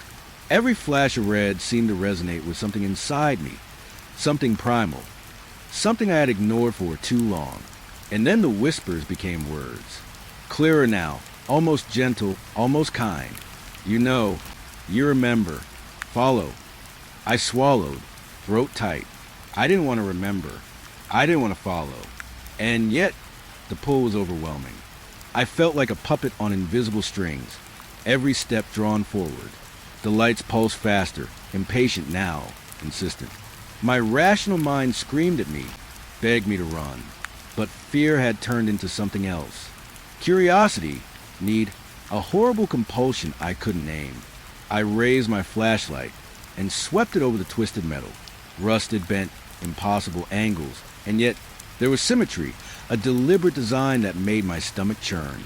The blinking continued, faster now, almost urgent, and then I understood in a way that made my bones ache. The lights were guiding me, not to danger, not to safety, but somewhere in between, somewhere I wasn't ready to face. I backed away slowly, keeping my eyes on the taillights. But even as I moved, even as my pulse pounded, I felt it, the insistent, relentless tug, pulling me back and pulling me toward the blinking rhythm, toward the thing that wanted me to follow. I didn't move again. Not yet. My hands shook. My lungs burned. The rain had slowed to a drizzle, but the storm in my mind raged. I realized then that I had crossed a threshold without ever touching it, a line between the mundane and the impossible, between reality and something older, something alive, something patient. And I knew, deep down, that the blinking lights would never stop. Not for me, not for anyone. They waited, always calling, coaxing, whispering secrets in a language older than the night. I got back into my cruiser, hands trembling on the wheel, staring at the twisted vehicle in the lot. The taillight stopped blinking the moment I closed the door. Silence fell over the lot, almost complete, but the whispering lingered, soft, subtle, insistent. Follow? I started the car, headlights cutting through the mist, but I couldn't shake the feeling that whatever was out there hadn't just watched me. It had marked me, and somehow I knew this was far from over. The storm was ending, but the pull, the blinking, the whispers, they were permanent now, stitched into the edges of my vision, into the corners of my mind, and I knew I would see them again. I didn't know when, I didn't know where, but I knew I would follow. I should have turned around the moment the asphalt started changing under my tires. But something kept me moving forward, something I couldn't name. The lights from my cruiser cut across the wet streets, reflecting off puddles that seemed to stretch longer than they should, like the road itself was breathing. At first, it was subtle. A corner I'd driven past a dozen times seemed off, too sharp, too narrow. Street signs were crooked, peeling. Names I didn't recognize, even though they should have been familiar. Buildings loomed closer than they had the last time I drove this route.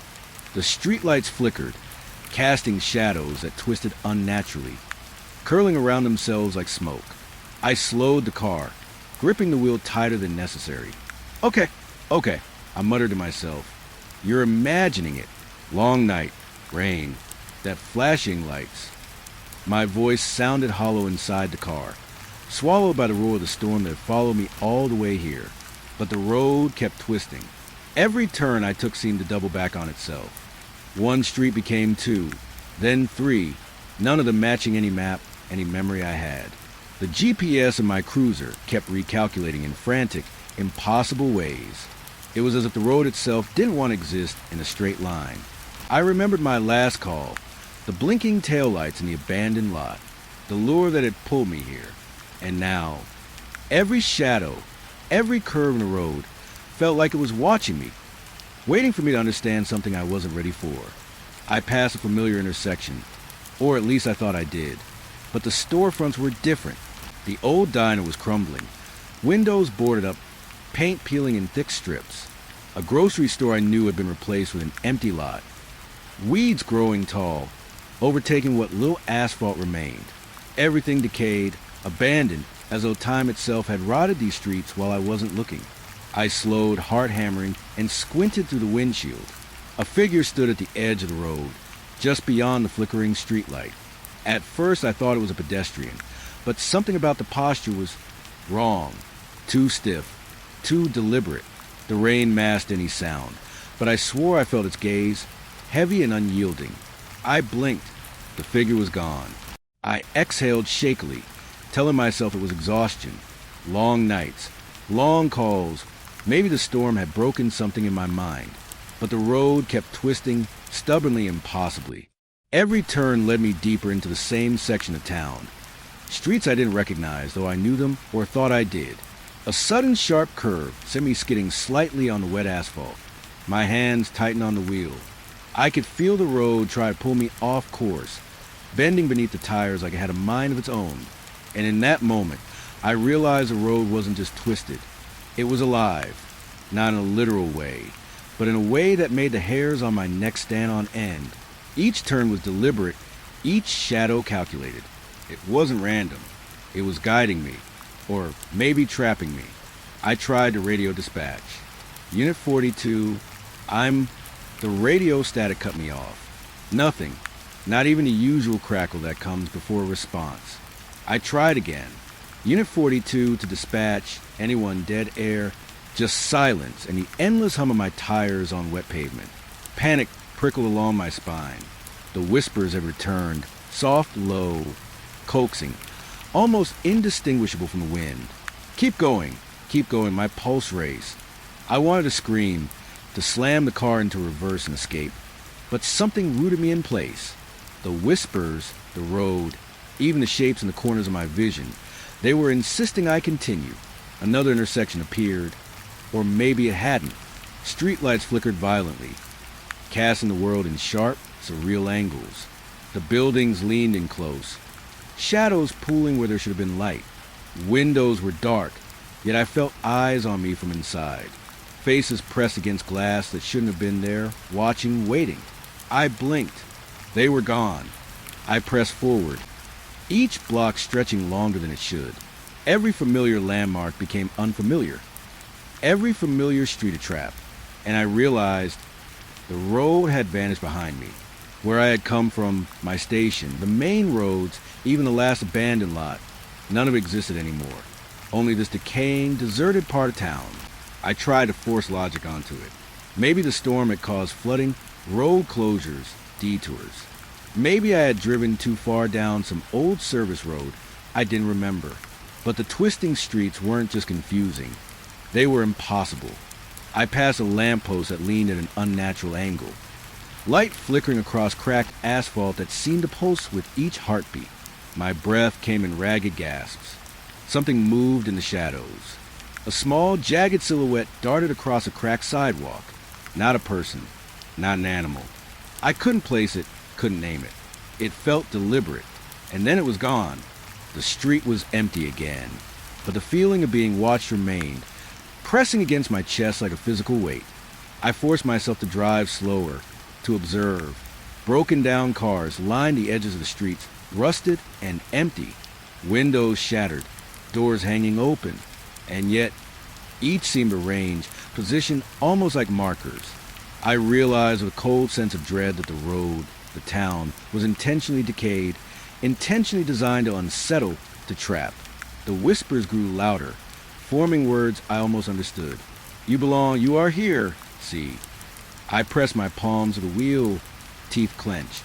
Every logical part of my brain screamed at me to leave, to ignore whatever trick this storm, this road, this abandoned town was playing. But curiosity, or maybe fear itself, pushed me onward.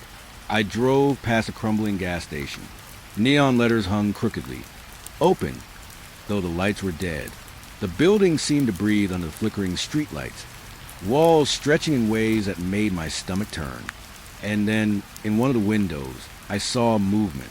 A face, pale, eyes wide, staring directly at me. Hard in my throat, I hit the brakes, spinning slightly on the wet asphalt. The face vanished the moment I tried to focus on it. I gripped the steering wheel until my knuckles ached. My pulse raced. I wanted to leave, to push through this impossible maze, but the roads kept twisting. Every turn I tried to retrace led me back deeper, farther from reality. I began to feel unmoored, as if the streets themselves were rewriting memory, erasing the world I had known, leaving only this decayed, deserted section behind. A sudden sharp bend brought me face to face with another building, abandoned apartment complex. Windows dark except for one flickering with pale, unnatural light. I felt compelled to look inside. Every rational thought shouted no. My instinct screamed danger. And yet, my gaze drifted, drawn to that single flicker. In it, I saw a figure, or maybe a reflection of myself, standing a hallway that stretched impossibly long, twisting in ways the buildings shouldn't. I blinked. It was gone. The flicker vanished. But the feeling remained, lodged deep in my chest. The streets weren't just twisted. They were alive, conscious, observing, waiting, and they knew I was here. I remembered the flashing lights, the abandoned lot, the whispers in the storm, and I realized with a cold, sinking certainty, this place, this decaying section of town wasn't accidental. It wasn't random. It had been waiting for someone to get lost, waiting for someone to notice, to follow, to belong. I pressed my forehead to the steering wheel, breathing hard. Wet asphalt reflected the streetlights, each puddle a distorted mirror, and in every reflection I saw movement, shadows that weren't mine, shapes that defied logic, fleeting glimpses of figures watching from places that should not have existed. The whispers became urgent, insistent. Do not leave, you see.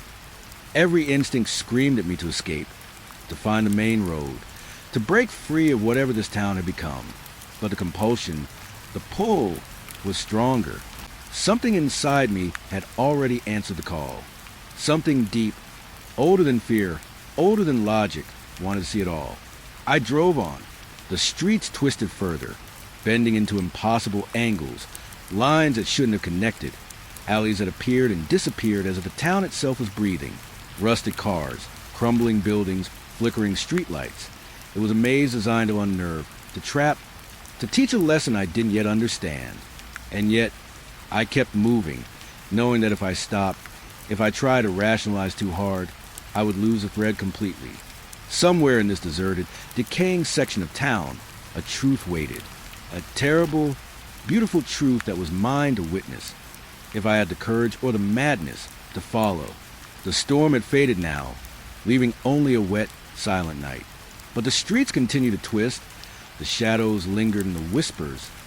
Oh, the whispers never stopped. They promised revelation. They promised terror. And somehow, I knew they would never let me leave. Not really. I didn't stop driving. I couldn't. I thought the twisting streets had been the worst the night could offer. I thought the rain, the flashing lights, the vanished roads, and decayed town were the end of it. But I was wrong. I was driving through a stretch of road that didn't feel real anymore. Every street seemed endless, curving in ways that defied logic, lined with buildings that leaned and swayed like tired old men. I couldn't remember how I'd gotten here, and the city I knew, the streets I patrolled 100 times, was gone behind me. Only this abandoned section remained, silent except for the steady hum of my cruiser tires on wet asphalt. Then the radio came alive. At first, it was just static, the crackling white noise that I tuned out countless times before. But this static wasn't normal. It had a rhythm, a pulsing almost like a heartbeat. I twisted the dial, tried to catch a channel, but the noise stayed, filling the cab with a sound that felt like it was crawling under my skin. And then I heard it, whispers, soft at first, almost drowned by the storm in my mind. Words I couldn't quite catch, voices threading through the static in the corners of my brain. Turn back! Leave, you shouldn't be here. I slammed my hand on the radio, trying to silence it. Nothing. The whispers grew louder, sharper, more urgent. They weren't coming from the speakers. They were in my head, overlapping the sound of rain on the windshield, overlapping my own thoughts. Turn back now before it's too late. I swallowed, heart hammering. My hands gripped the wheel so tightly my knuckles hurt. I told myself it was a storm, exhaustion, my mind fraying from the hours of strange calls, blinking lights, vanished streets. But I couldn't shake the certainty that it was real, that someone or something was speaking directly to me. I tried the radio again. Nothing but static.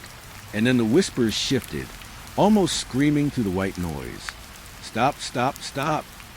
I pressed my forehead to the steering wheel, closing my eyes, trying to calm the panic rising inside me. But the static became louder, the whispers transforming into jagged screams, tearing through quiet night. They weren't in a language I could understand. They were a force, a pressure, a command. Every nerve in my body screamed to obey. And then I realized something worse. I had gone too far. Whatever had been guiding me with the flashing lights, whatever had twisted the streets, had pulled me to this place intentionally. The radio, the whispers, the screams, they weren't warnings. They were consequences. I tried to back up, tried to turn the cruiser around, but the streets didn't respond. Every turn I attempted bent back into the same twisted avenues, the same decayed buildings. The streetlights flickered violently, casting long, distorted shadows across the cracked asphalt. I couldn't escape. The screams on the radio intensified, overlapping with memories I hadn't thought about in years. Faces flashed in my mind, old cases, accidents, voices of people I hadn't saved, moments I had buried. The voices and the static merged with them, twisting them into one continuous roar. Every word was a dagger, every syllable a reminder that I had no control. I slammed my foot on the brakes. Tires skidded. The echoes of my movement seemed amplified, bouncing off the walls of buildings that shouldn't have existed, stretching the sound into a mocking rhythm. The screams twisted again, now forming words I could almost understand. You followed, now stay, you belong. I pressed my palms to my face, trying to block it out, but the sound penetrated everything. The radio was no longer a device. It was a voice, a living thing, screaming through my mind. I could feel it crawling into my skull, twisting my thoughts, pulling memories apart, revealing things I didn't want to see. Images flashed in my head. Streets I had walked in the daylight. Alleys I had never noticed. Buildings that had been ordinary now grotesque. They weren't just decaying. They were alive, pulsating with some intelligence, some cruel awareness. And the radio, no, the voices, they were telling me the truth about it, about me. I realized I had been drawn here for a reason I couldn't comprehend. And the whispers, the screams, the static, they were no longer a warning. They were a chain, locking me in, telling me I couldn't leave, telling me I had already crossed a line that didn't exist in the ordinary world. I tried again, called dispatch, my voice cracking under the weight of fear. Unit 42, I need. The screams cut through the transmission, merging with the static.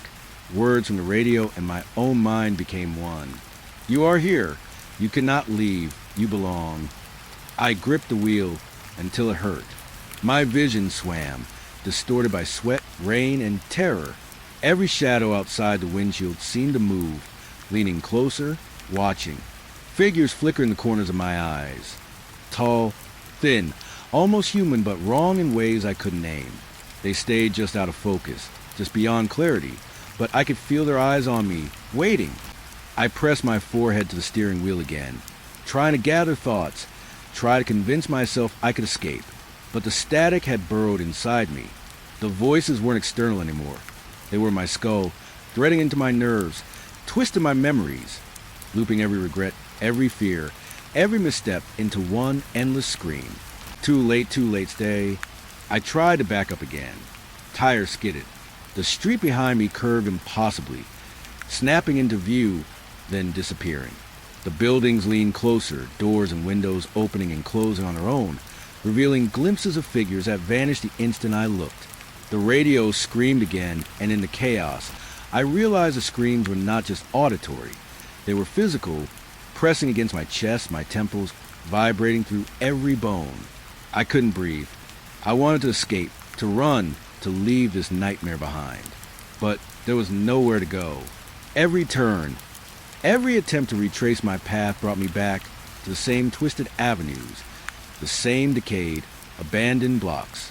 The town had become a trap, a maze designed not to confuse, but to consume. And then I heard it, not through the radio, not through the storm, but inside my own mind. A single voice, calm, soft, insistent. Look. I raised my head, blinking through the wet windshield. The buildings were silent now, shadows still, the streets still glistening with rain. The static on the radio had stopped. And for one terrifying moment, I thought it was over. Relief washed through me. I dared to breathe. Then a flash, lights, shapes, movement I couldn't track, coming from every corner at once. The radio screeched back to life, louder than ever, screaming voices overlapping into one unbearable roar, and the whisper returned. "You cannot leave. It is too late. You are ours." My hands shook. I gripped the wheel, eyes darting to every corner, every shadow. Figures moved just out of focus, twisting with impossible angles, stretching into places they shouldn't exist. The buildings seemed to lean closer, walls groaning as if the town itself was alive, aware, judging. I pressed the button on the radio one last time. "Unit 42, dispatch, please." Nothing but screams. Not words, not voices, not language I could understand. Just pure, raw sound pressing to my skull, vibrating through every nerve until I felt like I was tearing apart from the inside. And I understood. I had followed the blinking lights. I had driven the twisted streets. I had come too far. The town, the road, the whispers, the static. They weren't trying to warn me. They were marking me, claiming me. I had entered a place that existed outside rules, outside time and the voices, the screaming static were the law of it. I tried to scream, but my voice was swallowed by the noise. I tried to turn the wheel to escape, but the road bent impossibly, folding back on itself, erasing all paths. I realized then that I wasn't lost. I was captured, and the screaming, the whispers, the static, they weren't just sounds. They were the sentence.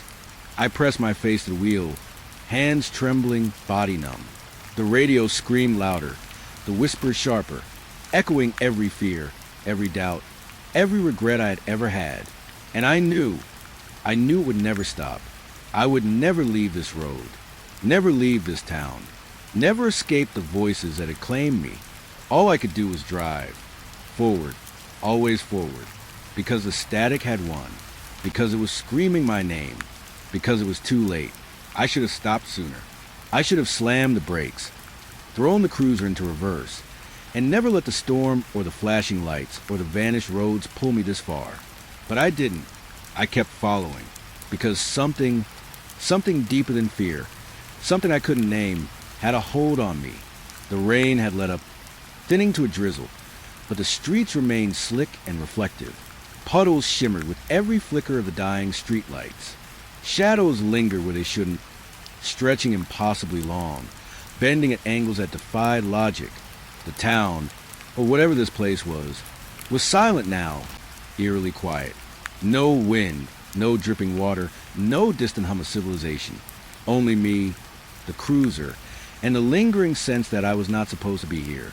I slowed to a crawl, scanning every building, every alley, every corner. The twisted streets that had tormented me, bending, folding, reshaping themselves, now seemed empty in a way that was worse than the chaos. Empty meant intent. Empty meant waiting. Empty meant that whatever had led me here didn't want anyone else around. I tried the radio. Static, low, muffled whispers curling at the edges of the white noise, faint and half-formed. I shook my head. Just a storm. Just a storm. My voice sounded small in the cab, swallowed by the quiet outside. But I knew it wasn't just a storm. Not anymore. I pulled the cruiser to a stop near a cracked intersection, headlights cutting weakly through the mist. And that's when I noticed it. Every other car, every other human I might have seen on the streets had vanished, not just disappeared. They had never existed. Rusted, abandoned vehicles lined the sides of the street, but no lights flickered inside. No doors opened. No footsteps echoed across the wet pavement. The town was abandoned. I tried to recall what I had passed. Cars parked by buildings. People hurrying under umbrellas. Another patrol car in the distance. All gone, like they had been illusions. Tricks played on me by the storm, by the streets, by whatever force had pulled me here. A shiver ran through me. The absence was heavier than presence. Oppressive, suffocating. I stepped out of the cruiser, boots squelching in the puddles. The air was thick, humid, tasting of wet asphalt and decay. I raised my flashlight, sweeping it across the buildings, the streets. Nothing moved. No one appeared. And yet, I wasn't alone. I could feel it, the unseen presence. Not behind me, not in front of me, but everywhere, in the air I breathed, in the silence pressing on my ears, in the shadows clinging to every corner. Something was watching, patient, deliberate, and impossibly still. I wanted to turn and run, wanted to drive back the way I thought I had come, but I couldn't. Every instinct screamed that I would never leave if I tried. I moved cautiously down the street, flashlight cutting jagged lines through the mist. Buildings leaned closer as I passed, windows dark and unyielding. I could almost hear breathing in the silence, rhythmic, slow, matching my own pulse.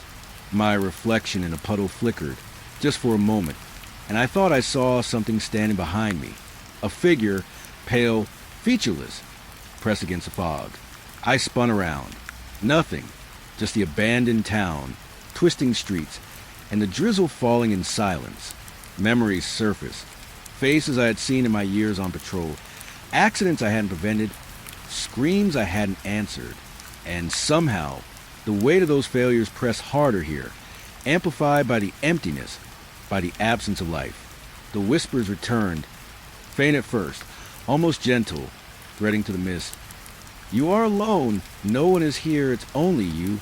I swallowed hard. My throat was dry, but my lips trembled. "This isn't real. None of it is real," I whispered to myself, trying to convince my own mind. But reality, twisted as it had become, wasn't listening. The streets weren't just empty. They were designed to isolate me, to strip away any sense of normalcy, leaving me alone with the storm, the night, and something that could never be named. I reached a corner where a street I thought I remembered should have intersected. It didn't. The buildings leaned inward, creating a narrow tunnel of shadow that swallowed my flashlight's beam. I hesitated. Every instinct in my body screamed to stop, to turn back, but my legs moved on their own. My hands gripped the flashlight as if it were a lifeline, and I edged forward into the narrowing street. The whispers grew louder, more urgent. Threading into the static, I could now faintly hear from the cruiser's radio. "Don't leave. Don't leave. You shouldn't have come." They were layered, overlapping voices, male, female, child, all blending into one chilling command. I stumbled slightly, caught between fear and compulsion. I could see movement ahead, or maybe I imagined it. Shadows flitted between buildings, bending like smoke. Shapes shifted just at the edges of my vision, vanishing when I tried to focus. My heart raced, every instinct screaming that I was being toyed with, hunted, measured. And then the wind picked up, carrying a scent I couldn't name. Sharp, metallic, like iron mixed with decay. I coughed, raising the flashlight higher. Every street I passed looked the same, yet different. The emptiness wasn't uniform. It was deliberate. Someone or something had arranged this town to unnerve, to disorient, to ensure that every step I took felt heavier than the last. I tried to call dispatch again, hand shaking, voice cracking. "Unit 42, do you copy? Anyone, please?" The radio responded with a shrill screech, static tearing into my ears. And then, barely audible beneath the screeching, a whisper, calm and intimate, spoke my name. "You're alone now." I froze, staring into the foggy distance. The town was silent again. No cars, no footsteps, no signs of life. Only me, only the storm that had faded into drizzle, and only the unseen presence that watched from everywhere and nowhere at once. I stumbled back toward the cruiser, flashlight trembling in my hands. I wanted to leave. I wanted to escape, but the streets resisted. Each turn led me deeper into this abandoned maze. Every attempt to retrace my steps circled me back, folding the town into itself. It wasn't just a trap. It was impossible to leave. The whispers escalated, joining the faint echo of my own breathing. "You are ours. You cannot leave. No one is here." The words pressed into my skull, vibrating with every pulse of my heartbeat. My hand shook as I gripped the wheel again, pressing the accelerator, trying desperately to force the car along the wet asphalt. But the streets weren't straight anymore. Every block twisted unexpectedly. Every building leaned closer. Puddles reflected distorted light, multiplying shadows in impossible directions. And the unseen presence, it was always ahead, just out of focus, moving with the streets, aware of every decision I made, guiding me further into the emptiness. I remembered the flashing lights, the vanished roads, the screaming static. Every step had led me here, to a place where reality no longer existed in any recognizable form. And now, the absence of people, of life, of sound, weighed heavier than any fear I had ever felt. The storm, the whispers, the unseen, everything had conspired to leave me utterly alone. I could feel the town pressing in. Walls seemed closer, shadows deeper, silence thicker. And yet, despite the terror, despite the knowledge that I would never truly leave, something compelled me to keep moving, to witness, to endure, to see how far the emptiness would stretch. A figure appeared briefly in a cracked window above the street, pale and faceless, watching me. I blinked. It vanished. I saw another in a doorway, then another, all vanish in the moment I tried to focus. My pulse hammered in my ears. I wanted to cry, to scream, to beg, but the silence and emptiness swallowed all words before they could leave my mouth. I reached another intersection, streets stretching into darkness in every direction. The cruiser's headlights cut weakly through the fog. I could see no end, no beginning, no sign of life anywhere. Every vehicle I remembered, gone. Every person, gone. Only me, only the storm, only the presence that refused to reveal itself fully. I climbed out again, boots squelching in the puddles. The drizzle chilled me to the bone. I swung the flashlight slowly, catching glimpses of impossible angles, leaning buildings, broken signs, empty cars. And I realized the town had never been normal. Not before. Not now. Every part of it had existed to isolate me, to strip away everything familiar, until all that remained was the storm, the silence, and whatever unseen force had been guiding me here. The whispers returned, soft now, insidious, crawling into my thoughts. You are alone. You belong. No one is here. I sank to my knees in the street, gripping the flashlight like a lifeline. The drizzle fell silently on my shoulders. The streets were empty. The buildings watched. And I understood with sickening clarity that I would never leave this place. Not really. The town, the storm, the unseen, they had claimed me. And the whispers, the silence, the emptiness, would follow me wherever I went. I pressed my forehead to the wet asphalt, breathing hard, tears running unheeded down my face. The storm had ended, but the night remained. The town remained. The unseen remained. And I was utterly, completely alone. There was no one to call, no one to save me. No one was there. And I understood, finally, that I had never truly been alone until now. I shouldn't have been driving. I knew that the moment I slid behind the wheel, the rain was already thick enough to swallow headlights whole, to make every road sign a ghostly blur. But work had been late. The kind of late that gnaws at you because it's not just hours. It's the weight of all the people relying on you, all the empty promises you tell yourself about leaving on time. I kept telling myself I was almost done, that the storm wouldn't matter. The wipers flailed across the windshield, throwing streaks of water into the air like the world was trembling with me. Every time they passed, the road ahead snapped into sharp focus, then disappeared again behind a veil of gray rain. I could feel the cold seeping through the thin fabric of my coat, but I didn't care. My hands gripped the wheel so tight my knuckles burned. Then I saw it, a glare, not ahead, not from the streetlights or the reflection off wet asphalt, but in my rear view mirror. At first, I thought it was just a reflection of my own headlights bouncing back, but it didn't move the way my light should have. It was steady, too steady, bright enough that my eyes burned when I tried to look at the mirror. I blinked, but it stayed. It followed me. I shouldn't have felt my stomach, not like that. The rational part of me told me it was a car, a normal car, probably just someone late too, maybe a little careless. But my chest was tight, and the way my shoulders hunched against the seat belt made me feel smaller, like the world was trying to crush me through this windshield.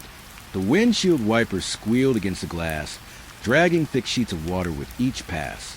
I tried to focus on the road, but every time I glanced in the mirror, that glare stabbed into me again. It was too close now, impossibly close, even though I hadn't been tailgating anyone. I could feel its presence like a weight on the back of my neck. I considered pulling over. My fingers hovered over the indicator lever, ready to signal, ready to escape onto the shoulder. But the road was empty, the shoulder narrow and slick, and the rain turned the earth into something soft and yielding, the kind of surface you imagine swallowing a car whole. I kept going. The glare didn't blink. It didn't even move like it belonged in this world. It just existed, relentless and alive in my mirror. I squinted, hoping to see a silhouette, a shadow, something human. There was nothing, just light, bright, white, unyielding light that seemed to push through the rear view like it was trying to invade my skull. I swallowed hard. My mouth was dry, and I could feel a little tremor in my hands now, the kind that creeps up when your body realizes it doesn't control the situation anymore.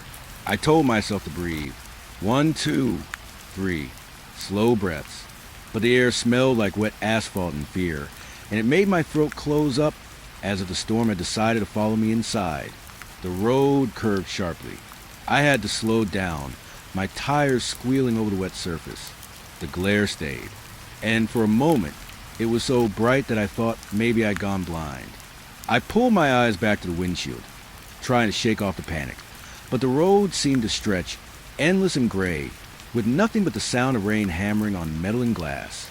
I remembered the last time I felt like this, not on a road, but in a room, alone, with the shadows stretching across the walls like they were alive.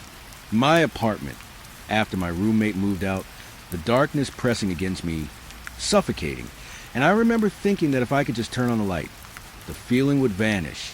But it hadn't. It never had.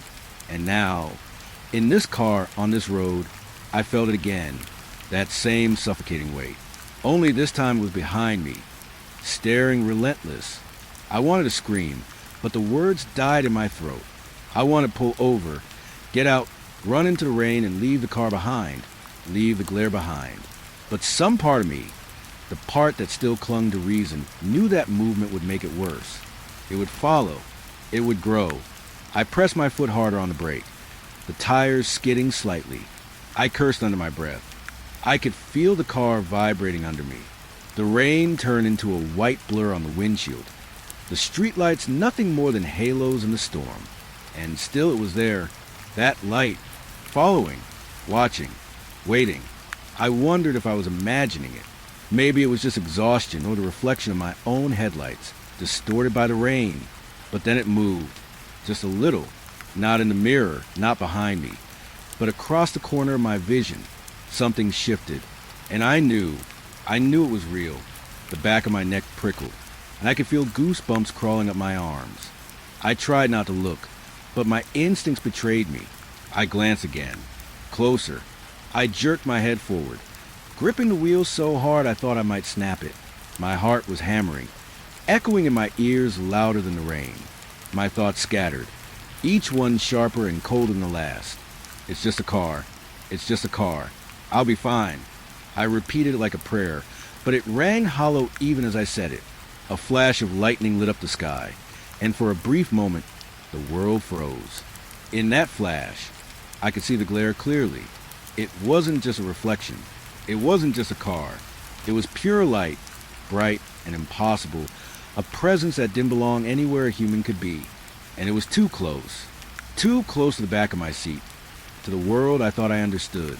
The storm seemed to intensify, rain hammering the roof of the car in violent bursts. I realized I was shaking, not just my hands, but my whole body. My pulse was a drum in my ears, each beat louder than the last. My thoughts had become a jumble, chaotic and urgent. I needed to get home. I needed to leave the road, leave the storm, leave whatever this was behind. I could feel sweat mixing with the rain on my skin. My eyes were stinging, my throat raw. Every nerve in my body screamed at me to run, to stop, to get out. But I kept driving. 1 mile, 2 miles, the road stretching endlessly ahead, wet and unyielding. The glare remained, constant, unblinking, watching. I remembered every other time I'd felt fear like this, alone in my apartment, lost in the forest on a camping trip, waking up from dreams that were too real. And I realized something. This wasn't just fear. This was attention, focus, Something alive had noticed me, and it wasn't going to look away. The wipers moved in a frantic rhythm now, trying to erase the blur of rain and light, but it was useless. The glare was sharper than any rain, brighter than any headlights, and it cut through the storm like a blade. I squinted, trying to turn my focus to the road, but even that seemed impossible. The world had narrowed down to the wheel in my hands, the pedals under my feet, and the light behind me. I didn't want to know what would happen if I stopped, if I pulled over, if I slowed down, if I dared to face it. So I drove faster, slower, careful, reckless. Every instinct in my body screamed at me to get away. And yet, the light remained. Following, stalking, waiting. Hours could have passed. Minutes, seconds. Time was meaningless in the storm, in the rain, in the glare. My mind was a whirlpool of panic and rational thought. And through it all, one thing was constant. I was not alone. Something was behind me. Something was watching. And I could feel it, like a pulse in the air, in the seat, in the very fabric of the car around me. Finally, the street lights of my neighborhood appeared. They were dim, flickering, weak against the storm, but they felt like salvation. I slowed down, heart hammering, hands trembling. The glare receded slightly, as if the light was struggling against something. Relief rushed in, shallow and tight. I pulled into my driveway, engine cutting off with a shudder. The rain pattered against the roof of the car, the wipers still moving lazily. I sat there, breathing, listening, waiting, hoping that leaving the road, leaving the glare behind, meant I was safe. I stepped out of the car. The storm was still there, the rain still pouring, but the glare was gone. For now, but I knew it hadn't left me. Not really. I thought I had shaken it. I thought that glare in the rear-view mirror, that impossible light, had vanished when I pulled into my driveway, when I closed the car door behind me and let the storm pound on the roof. But as I drove out of the neighborhood the next morning, the first drops of rain still lingering on the windshield, I felt it again. That tightness in my chest, that weight pressing on the back of my neck. I glanced in the rear-view mirror. There it was. Not the light this time, but a car.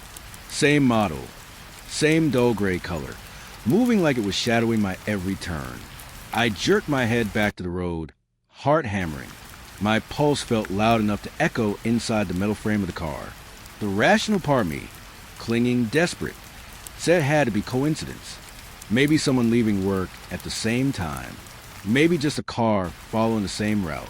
But the other part, the part that had known the glare, that had felt it in my skull, told me the truth. It was following me. I took the first exit I could, hoping it was an accident of traffic. My hands gripped the wheel tight, white-knuckled. The exit ramp was slick, the tires hissing against wet asphalt. My heart sank when I saw the car, the gray shape rounding the bend behind me with quiet precision. Every mirror on that car reflected nothing of the world, only the sharp edges of glass and the faint gleam of light. I blinked, trying to see a face. Just one glimpse. Something human I could understand. But the moment I caught it, my stomach dropped. A face I didn't know, one I couldn't place, staring straight at me from the rearview mirror of that car. It wasn't friendly, and it wasn't familiar. There was something wrong about it. The way the skin seemed almost too smooth, the eyes too sharp. The kind of wrong that sets your mind spinning, because it's just barely on the edge of what you can recognize as human. I tried to tell myself it was my imagination.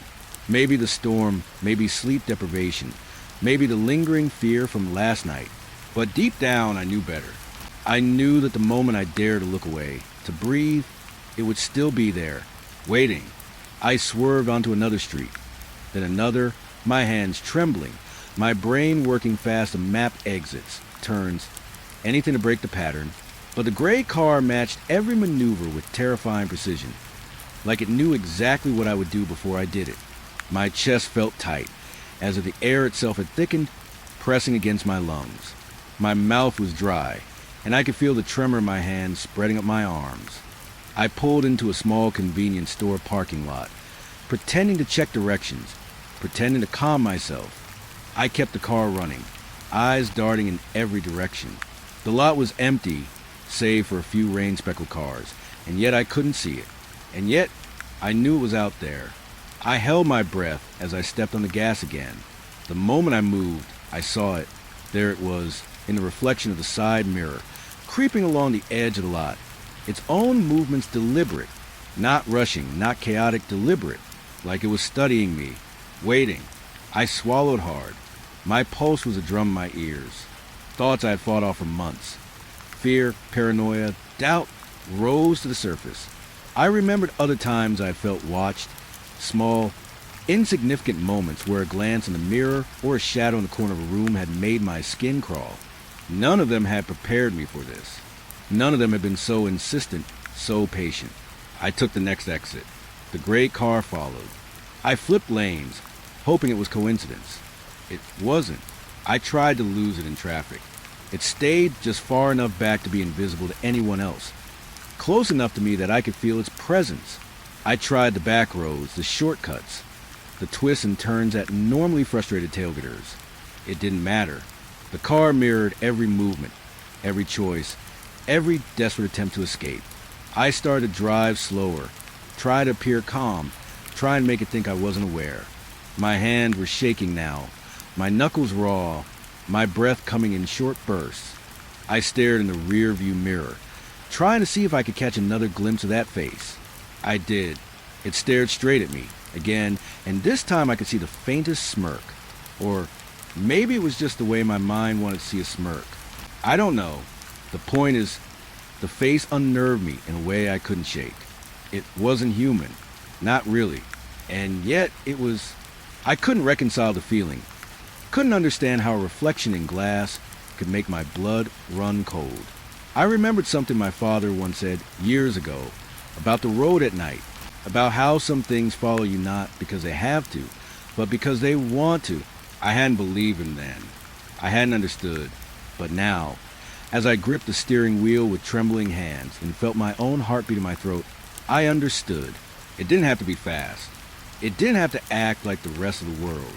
It just had to be patient. And patient, it was... I tried to call someone. Anyone. My hands fumbled for my phone, and I realized it was still dead from last night's storm. No charger in the car. No signal on the back roads. Just me, the rain, and that car. Following. Watching. I forced myself to look away from the mirror for a few seconds, focusing instead on the road. Every sound became amplified. The hiss of tires, the slap of rain, the distant hum of engines. My pulse was a drumbeat of panic. And in those moments when I dared not glance back, I felt it close, closer than it should have been, a pressure behind me, as if the air itself had weight. I remembered last night, the glare, how it had burned into my eyes like it wanted to stay there forever. And now, the face, not flashing, not blinding, but still impossible to ignore. And every time I thought I had lost it, it reappeared. Always. I started to take sharper turns, doubling back, looping through streets I knew well.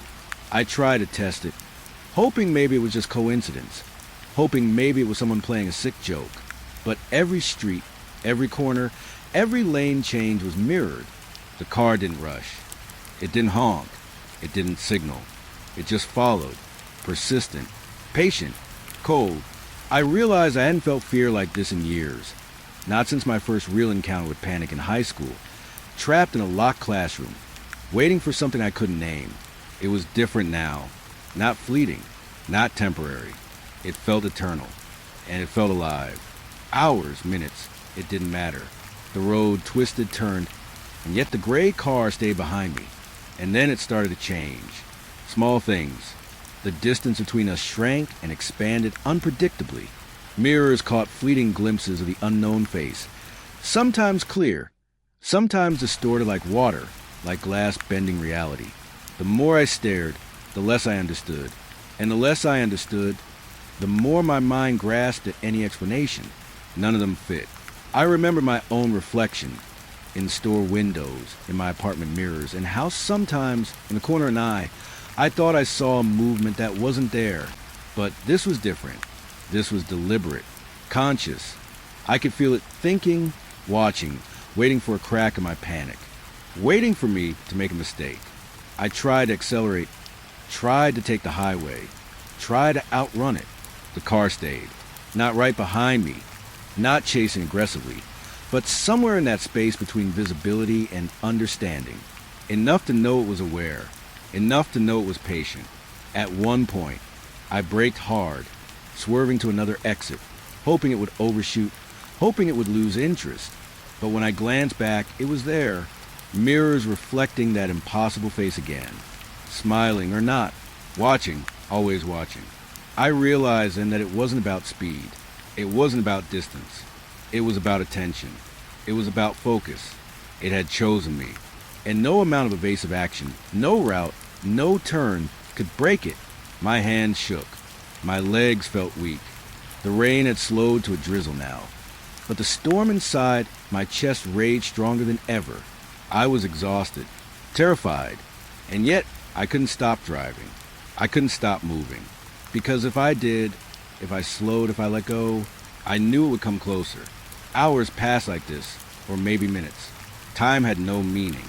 Every turn, every lane change, every exit led me back to the same truth. The car was patient, persistent, waiting, and I realized I wasn't ready to see what would happen if I stopped. I wasn't ready to face it. So I drove, and it followed. The highway had seemed endless, stretching into gray nothingness, rain slick and hollow under the dim morning sun. I had driven for what felt like hours, though my watch said maybe 20 minutes. Everything felt stretched, unreal, like the world was moving in slow motion while I was trapped inside it. And still, the gray car followed. Always there, always patient, always waiting. I took the next exit almost without thinking, hands gripping the wheels so tight my knuckles burned. The asphalt curved beneath my tires, leading me off the main road into an area I vaguely remember from childhood. Abandoned warehouses, cracked concrete, rusted chain-link fences, broken streetlights that flickered like dying eyes. A place people avoided, unless they had to be there. I thought the gray car wouldn't follow. I thought maybe this time I could finally be alone. I was wrong. As I drove past the first warehouse, the rear-view mirror reflected it again. The car was there, impossibly close, though I'd taken multiple sharp turns, crossed streets no one else would even notice. I blinked, thinking the angle must be wrong. But no, it followed, and for the first time, I caught a clear glimpse of the occupant. The face was there. Not blurry, not human, not fully human. Sharp, unnerving, eyes like glass that reflected me perfectly, but also not. Like it knew things it shouldn't. Like it existed in some space outside memory, outside time. I froze, pressing my foot on the brake more than necessary. The tires hissed, gravel skittering under them. My stomach roiled. My mind screamed at me to look away. But I couldn't. It was studying me. Every instinct I had told me to leave, to speed up, to escape. But this place, this abandoned industrial wasteland, had no roads to run on. Just cracked streets, empty lots. Warehouses with broken windows like empty eye sockets staring at me. I felt trapped. I wasn't just driving through a city anymore. I was driving through a space that seemed to exist on its own rules, outside logic. I remembered stories I'd heard as a kid about places you could enter and never come out the same. Tales my father told. Warnings about wandering into areas that didn't belong to anyone anymore. I had laughed then. I wouldn't laugh now. Not when the gray car mirrored every turn I took, every desperate attempt to get away. I took another turn, one that led to a stretch of cracked concrete with puddles deep enough to reflect the dull sky. The gray car followed, and the occupant's eyes caught mine again. There was something in that gaze that I couldn't understand, something that made my teeth ache. Not anger, not malice, just patience and observation. The kind of attention that makes you feel smaller than yourself, like it can strip everything away and leave only fear behind. I tried to shake it, weaving between streets, thinking maybe if I moved fast enough, it couldn't follow. But it did. Always. Sometimes I'd catch it not exactly where it should be, like it was bending space to stay behind me.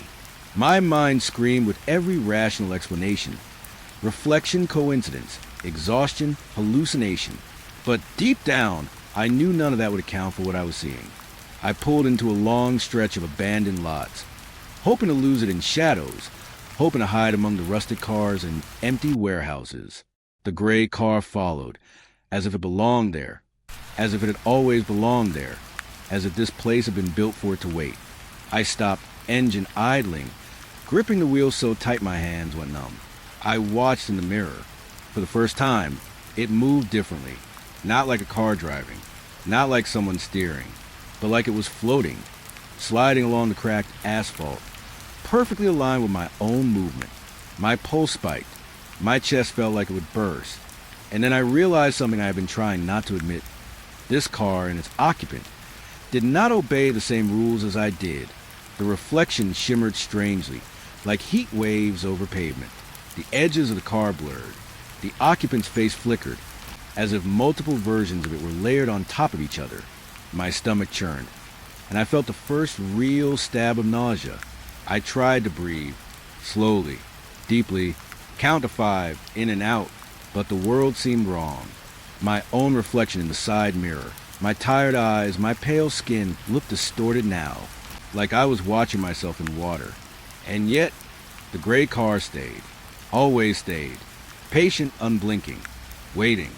I wanted to reach out, to confront it, to scream something, anything, but the words died in my throat. My throat closed, my mouth dry, my hands shaking so badly I could barely keep the car in the lane. The shadows of the warehouses stretched impossibly, the puddles reflecting shapes that weren't mine. The world itself felt like a photograph that had melted at the edges. I drove on. I couldn't stop. I didn't want to know what would happen if I did. I remembered the stories again, the ones my father whispered late at night, about crossing over into spaces that weren't meant for living things. I hadn't believed them. I believed them now, because I was starting to understand that I wasn't just being followed. I was being drawn into a place that didn't exist on maps, that didn't obey reason, that didn't care about me. The car followed every turn, every curve, every hesitation, and the occupant stared, always stared.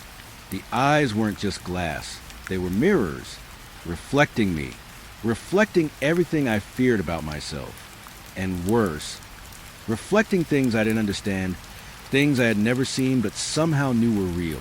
I took a sharp turn down an alley I barely remember from my childhood, thinking it would force the car to back off. It didn't. Instead, the concrete walls seemed to stretch, elongate, bending in ways that made my stomach lurch. And the car followed. It wasn't on wheels now, not really. It glided. It moved like a shadow with weight, like it existed in a place where physics was optional. I realized something horrifying. The car and the face inside it might not exist in the same reality I did. I couldn't prove it. I couldn't explain it. But every instinct I had screamed the truth. It didn't have to follow roads.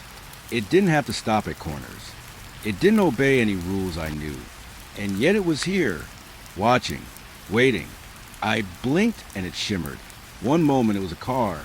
The next, a mass of light and reflection. A shape I couldn't name. And then, for a heartbeat, it was gone.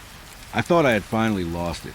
Relief surged in my chest, though it was shallow, weak, fleeting. And then it was back. Closer this time. Almost impossibly close. The mirror reflected nothing but the occupant's eyes. Sharper now, deeper. And I understood something I didn't want to understand. This wasn't about driving. This wasn't about exit streets or turns. This was about me, about attention, about being seen by something that didn't obey the rules of the world. I tried to shake my head, try to focus on anything else. My apartment, my work, the small mundane things that used to anchor me. But the abandoned street stretched on and on, a corridor I couldn't leave, a space that wasn't supposed to exist, and yet it did. And the car followed, patient, eternal, unblinking. I took another turn, hoping for an overpass or a highway entrance. But nothing came. Only more warehouses, more cracked asphalt, more puddles that reflected the impossible face. And in those reflections, I saw things I wasn't ready to see. Shadows moving where there shouldn't be shadows. Shapes bending in impossible angles. Reflections that didn't match the world around me. I realized I was crossing over, not in a physical sense, not just leaving the highway, But crossing over into a space with a gray car, the occupant and the rules of reality itself existed on a different plane. A place where time was warped, light was liquid, and fear was a tangible thing you could almost reach out and touch. I wanted to scream. I wanted to turn around. I wanted to run and never stop. But my body didn't respond. My mind was too aware, too awake, too trapped in the unnatural logic of this place. And the car followed, always followed. Patient, waiting, watching. I blinked, and the world shimmered again. Puddles turned to mirrors. Streetlights bent unnaturally, reflecting more than just the concrete. And in every reflection, I saw the same face. Smiling? I couldn't tell. Studying? Definitely. Waiting? Absolutely. I understood finally, in a way that made my blood run cold. This wasn't just a chase. It wasn't just being followed. It was initiation, an acknowledgement, a crossing over into something that existed in the same space as me, but not on the same terms. I pressed my foot to the accelerator, tried to escape, trying to force a return to reality. But the space bent, the streets twisted, and the car mirrored my every move. The occupant's eyes held mine, and I felt the sharp, cold clarity of being utterly, completely seen. I realized that I wasn't going to leave this place the same person. I wasn't going to leave it at all. Not really. I was inside it now, and it was inside me. I never thought a simple traffic stop could twist into something that latches onto your mind, something that seeps into your chest and refuses to let go. I'd been on the late shift, lights flickering over the asphalt like a nervous heartbeat, and the rain hadn't let up for hours. The road was slick, reflective, stretching into darkness, and the occasional car threw brief glimmers of white into the night. I was alone in my patrol car, sipping lukewarm coffee, eyes scanning, ears half listening to the crackling radio. That's when I saw it, a sedan, black, glinting with a wet sheen of the rain, swerving just a little too casually around a bend. I flipped the lights, the red and blue washing over the asphalt, and felt that familiar, hollow knot of anticipation settle in my stomach. It wasn't fear exactly, but a sort of nervous respect for the unknown. The car slowed but didn't stop immediately. I could see the driver's silhouette through the windshield, hunched and oddly still, like someone had forgotten to animate them. When he finally rolled down the window, the smell hit me first. Not alcohol, not smoke, something acrid, almost like metal and wet earth. His eyes met mine, sharp and calculating, too aware for someone who should have been startled. Evening. I said, try and keep my voice steady. License and registration, please. He didn't answer right away. He just looked at me, tilting his head slightly, as if weighing how much truth he wanted to give. Then he spoke, and the words made my stomach tighten in a way a normal conversation never could. Do you know why the moon doesn't sleep? I frowned, unsure if he was joking or trying to unsettle me. Excuse me? The moon, he repeated, softer this time. It never closes its eyes. It watches. It waits. A laugh bubbled up from somewhere inside me, nervous, because I had no idea what else to do. Sir, I need your ID. Step 1, license. Step 2, registration. He smiled then, a small, unsettling twitch of lips, and leaned back slightly. Ah, licenses. Pieces of paper, little keys to cages. You keep them close, don't you? Something in the way he said it sent a shiver up my spine. There was a strange rhythm to his voice, almost like a whisper threading through my bones. I told myself it was just some drunk driver playing games.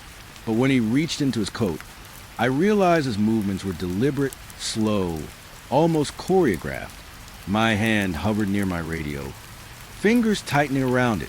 I need your identification, sir. Please.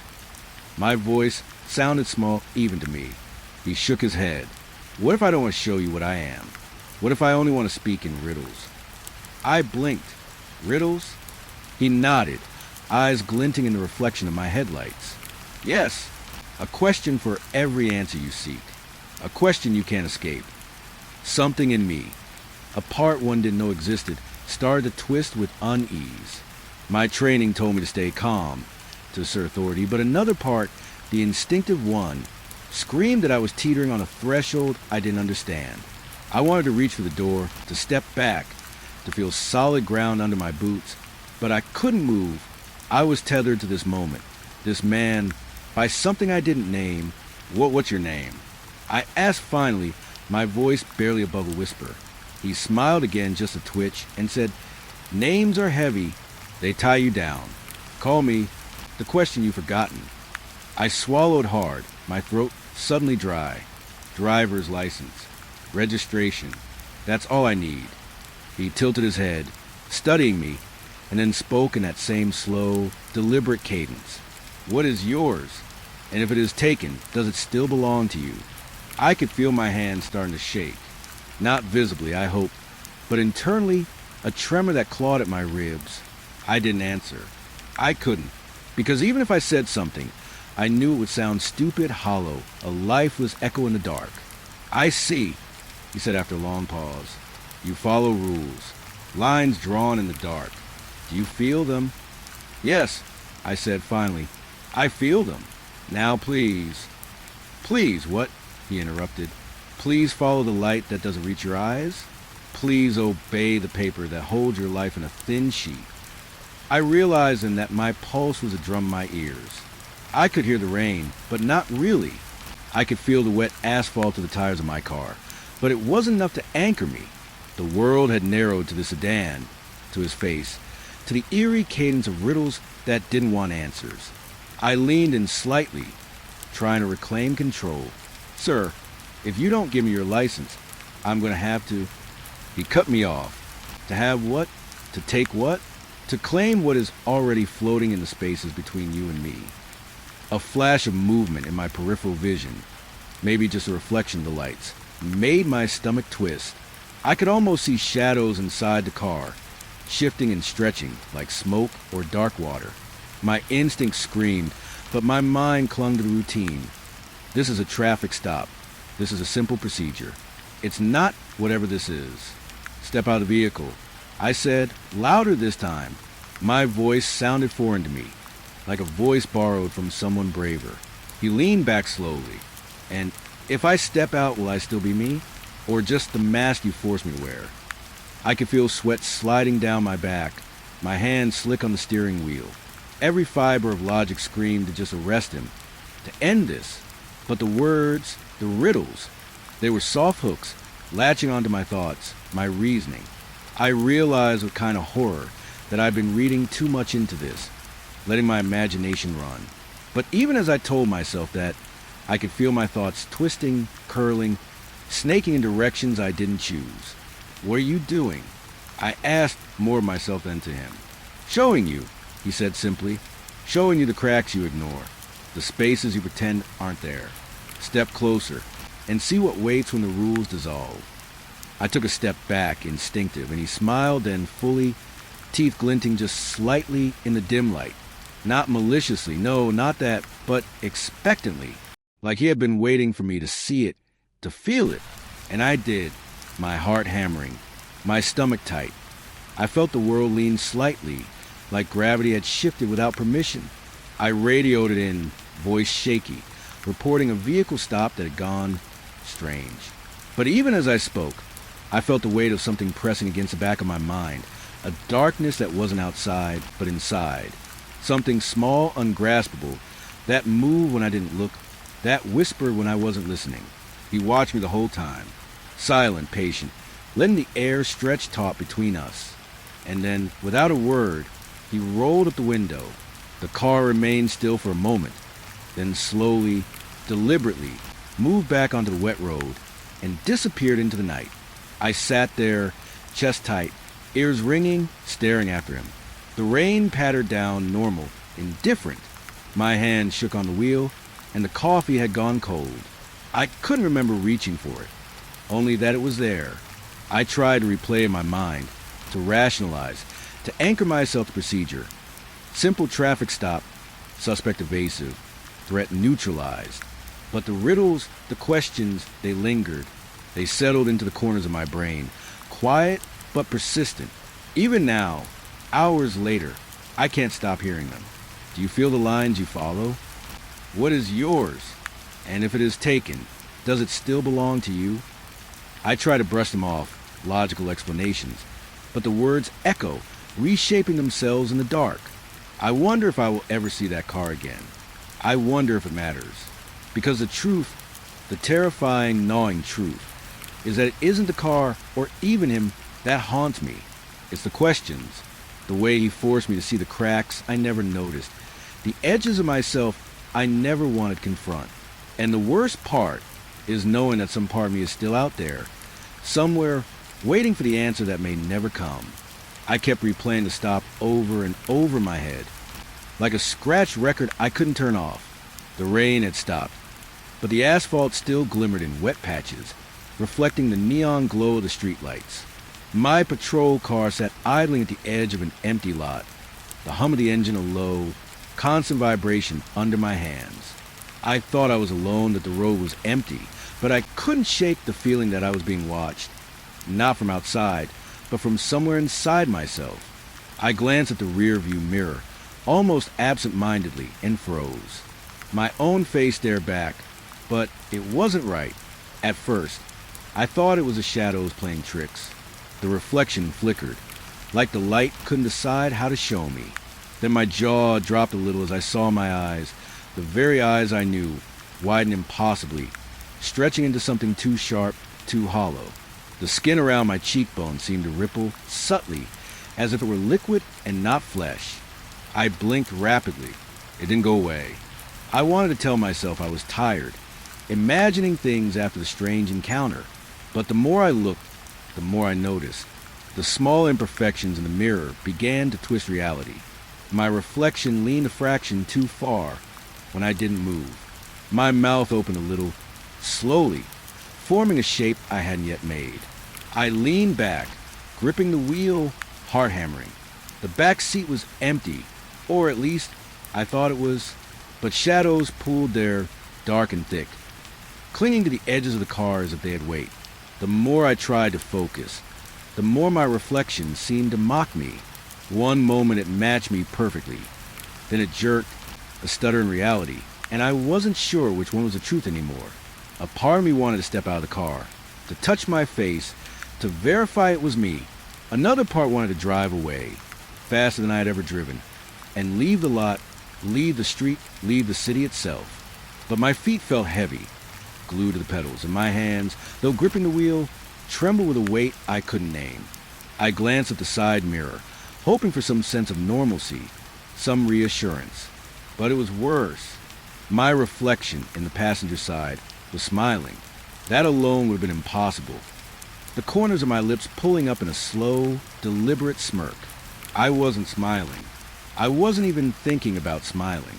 My hands clutched the wheel tighter. The metal felt slick beneath my fingers, unnaturally cold. I turned my head, trying to break the illusion, but the reflections followed. Every angle I checked, every adjustment of the mirrors, my face, my body, was doing things I wasn't doing. The movements weren't violent or grotesque, not exactly, but they were off, wrong in a way I couldn't define. I could see myself leaning in when I leaned back, tilting my head when I stayed straight. I rubbed my eyes, blinked hard, tried to clear the fog of panic settling in my brain. Maybe, I thought desperately, it's fatigue. Maybe the stop, the riddles, the questions. They were all digging under my skin, bending my perception. I could feel it, the pressure behind my eyes, a tingling numbness that made the reflection sharper, more insistent. And then I saw it. The rear view mirror caught something in the back seat, shadows, shifting slowly, like smoke curling along the upholstery. At first, I thought it was the darkness playing tricks, a trick of the light bouncing off the wet car roof. But it moved against the rhythm of the car, sliding in ways that gravity didn't allow. I leaned forward, trying to get a better look. The shadows condensed, dark, viscous, and in that instant, my reflection in the rear view twisted into a smile I could feel in my chest. I froze, not because it was smiling, but because it looked hungry. Not for me, not exactly, but for the attention, the awareness, the part of me that wanted to understand. The reflection held it, pulled it into itself, and I realized I was staring into something alive, something patient. I swallowed hard. My voice, when it came out, sounded brittle, small. It's nothing. It's just a trick. I told myself, trying to ground myself, try to convince myself that the rational, procedural part of my mind still existed somewhere beneath the creeping dread. But the mirrors didn't listen. The passenger side caught my movement, or lack of it, and the reflection leaned forward, closer to me than I could possibly lean. Its eyes were too wide, glimmering in the low light. Its mouth opened slightly, and I swear I could hear a faint whisper, almost like the sound of my own voice bent and stretched. I jerked back, heart racing, trying to make sense of it. "Stop it," I said, louder this time. My voice cracked. I rubbed my hands across my face, tried to steady them, tried to reclaim myself, but the reflections didn't stop. My eyes followed me as I moved. My jaw moved when I didn't speak. The shadows in the back twisted in response, like they were aware I was watching. I couldn't think, or maybe I was thinking too much. I could feel the lines of my face blur in the mirrors, edges smudging, becoming something less human, something waiting. I wanted to call it hallucination, wanted to rationalize, but deep down I knew the moment had passed logic. Something had opened, a window I hadn't asked for, and it was showing me the spaces between my certainty and fear. The side mirror flickered again, briefly showing the road behind me, then cutting back to my own face. But wrong. Not exactly wrong. Just off. A single eye blinked when I hadn't. A slight smirk when my lips were pressed tight. And then it whispered again. Not out loud. No, not yet, but inside my skull. A soft, curling suggestion. "Do you see? Do you understand?" I wanted to scream. I wanted to get out of the car, run into the rain, into the empty lot, anywhere but here. But my body betrayed me. I sat frozen, hands gripping the wheel until my knuckles went white, staring at a reflection that was mine, but wasn't. And then, almost as if it had been waiting for my fear to settle in, the smile widened. Not cruelly, not mockingly, just knowingly. I think that's when I realized that the driver from earlier, the one who spoke in riddles, wasn't gone. Not really. The questions he asked, the words he let slip, they had seeped in somewhere between my awareness and my subconscious. And now the mirrors were speaking the same language. Not with sound, but with presence, with movement, with a kind of quiet insistence that pressed against the edges of my mind. I rubbed my eyes again, tried to shake it off. When I looked back, the reflections were calmer, less animated. But the air in the car had changed. It felt heavier, as though it had density, as though the space itself was pressing against my lungs. I could feel the shadows lingering at the corners of the seats, coiling near the floor. I told myself it was exhaustion. It had to be. And yet, I couldn't shake the memory of the flicker, the smile that wasn't mine, the subtle stutter of movement that made my reflection wrong. Every time I blinked, it lingered at the edge of my vision. And every time I tried to tell myself it was just my imagination, my mind betrayed me, showing the reflection leaning in closer, tilting its head, whispering silently. "Do you feel it?" I finally reached for my radio, voice trembling. "Dispatch, I need a unit check. I'm seeing something strange." The words felt absurd, weak. I swallowed hard. Maybe they would think I was joking. Maybe I was joking. I turned the engine off, sitting there in the wet lot, staring at the mirrors. The rain had started again, small drips on the roof, the soft patter echoing in the silence. But the car no longer felt empty. Not entirely. Shadows shifted in the corners, reflections flickered subtly, and the whisper in my head didn't stop. It was patient. It was waiting. And I realized with sinking, gnawing dread that even if I drove away, even if I left the street, even if I never returned, I would carry it with me. That flicker, that smile, the sense that my own face could betray me. I could feel it in my chest, a seed planted in the dark, growing silently, inexorably. I wanted to look away. I wanted to turn the mirrors inward, close the blinds of my perception. But I couldn't. The moment I looked, it returned, and the reflection whispered again. Not in words I could hear, but in a sense, a knowing that pressed itself directly into my thoughts. "We are here. Always." I didn't sleep that night. I couldn't. Every mirror I passed, every reflective surface, became a potential doorway. I didn't know if it was him, or them, or just me, but the fear was real, solid, unrelenting. And the shadows, the way they clung just out of reach, reminded me that some things don't need to speak aloud to haunt you. They just need to wait. I thought I had left the worst behind with the mirrors. I thought the flickers and distortions were just my mind unraveling after the traffic stop, after the riddles, after staring too long into something that shouldn't exist. But I was wrong. I learned quickly that some things don't leave just because you want them to. Some things follow. Quietly, patiently. It started as a soft sound, almost beneath the hum of the patrol car's engine. A whisper, not coming from the radio, not from the street outside, but from the back seat. I froze, hand halfway to the gear shift, straining to hear. At first, I thought it was the wind, rain dripping from the roof in slow, irregular taps, or the tires shifting on wet asphalt. But it wasn't. It was a voice, so soft it almost didn't exist, curling around the edges of my thoughts like smoke. I leaned forward, my breath caught in my chest. Hello. My voice sounded small, brittle, betraying the unease knotting my stomach. Silence answered me at first. Then it came again, so faint I wasn't sure if I imagined it. You see me? My pulse jumped. The back seat was empty.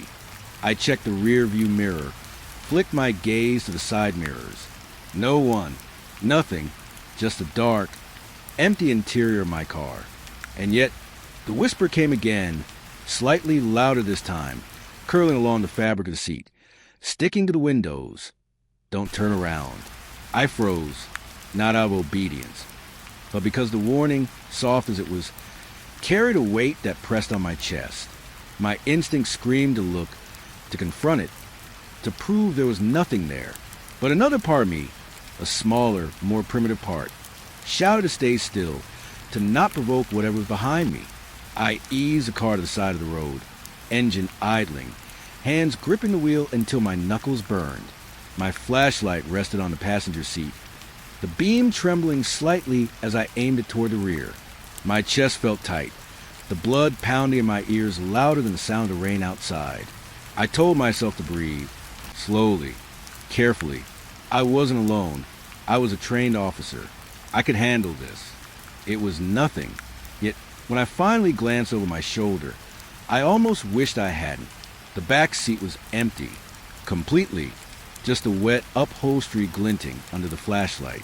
But wet footprints appeared, small, slick prints that hadn't been there a moment ago, leading from the floorboard near the passenger's side to the opposite door.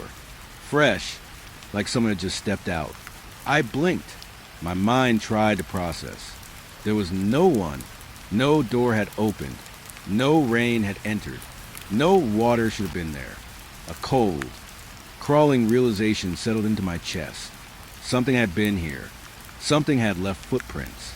Something that wasn't human. Or, at least, something that didn't belong.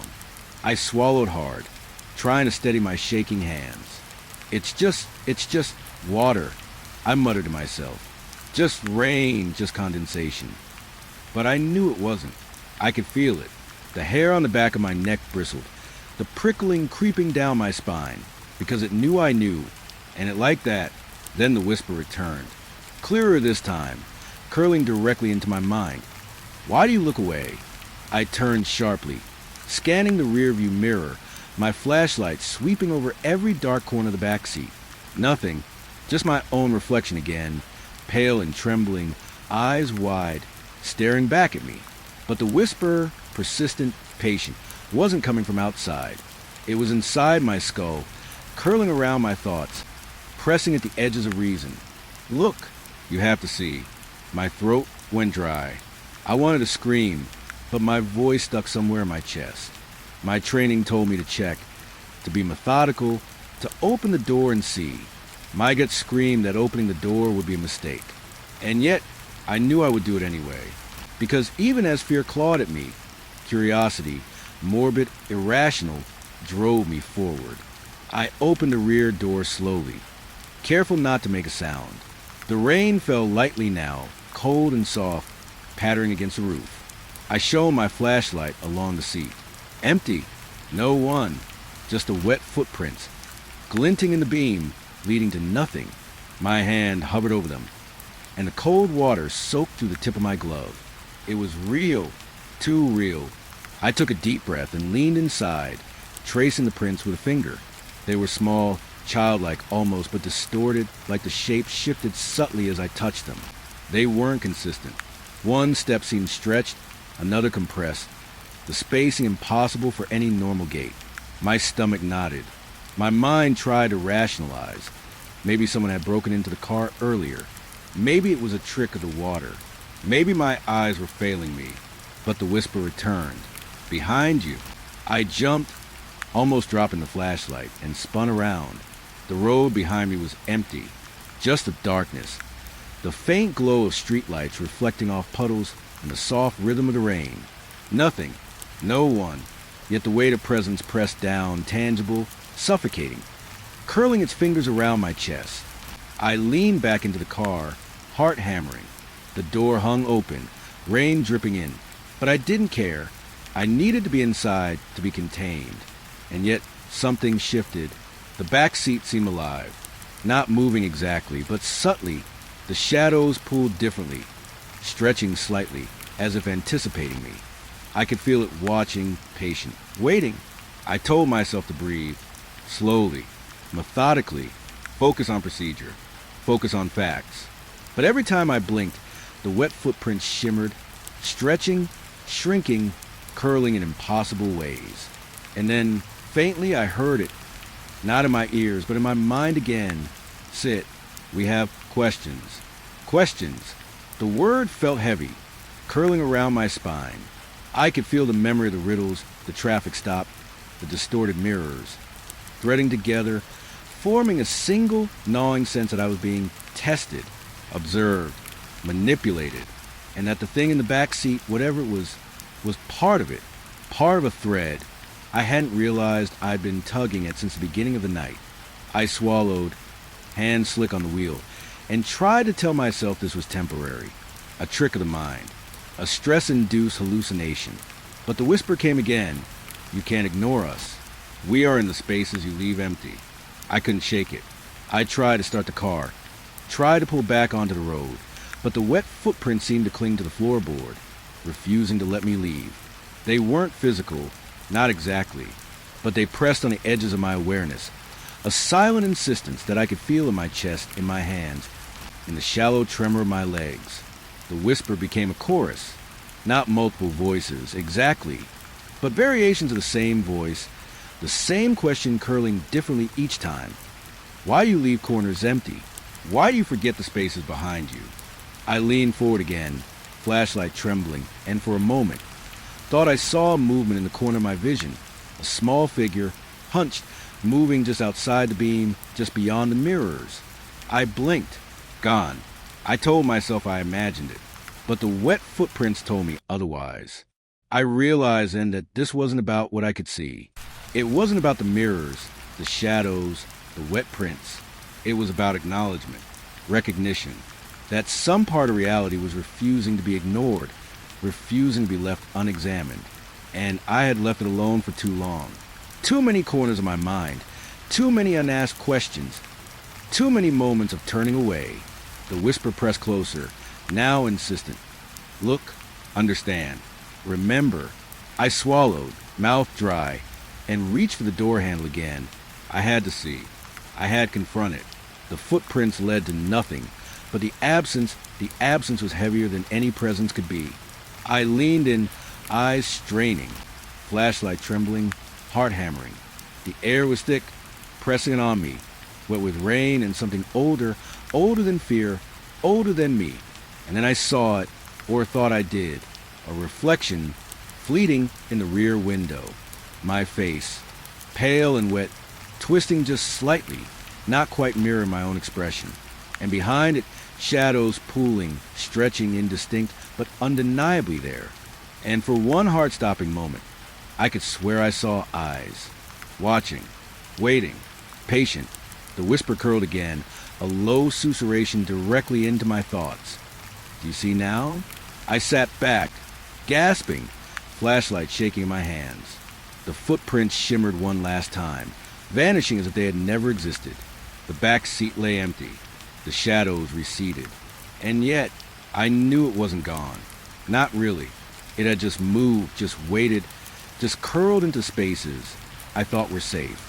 I started the car again, careful, slow, eyes on the road ahead, but I could feel behind me, always behind me, always in the corners I refused to look at.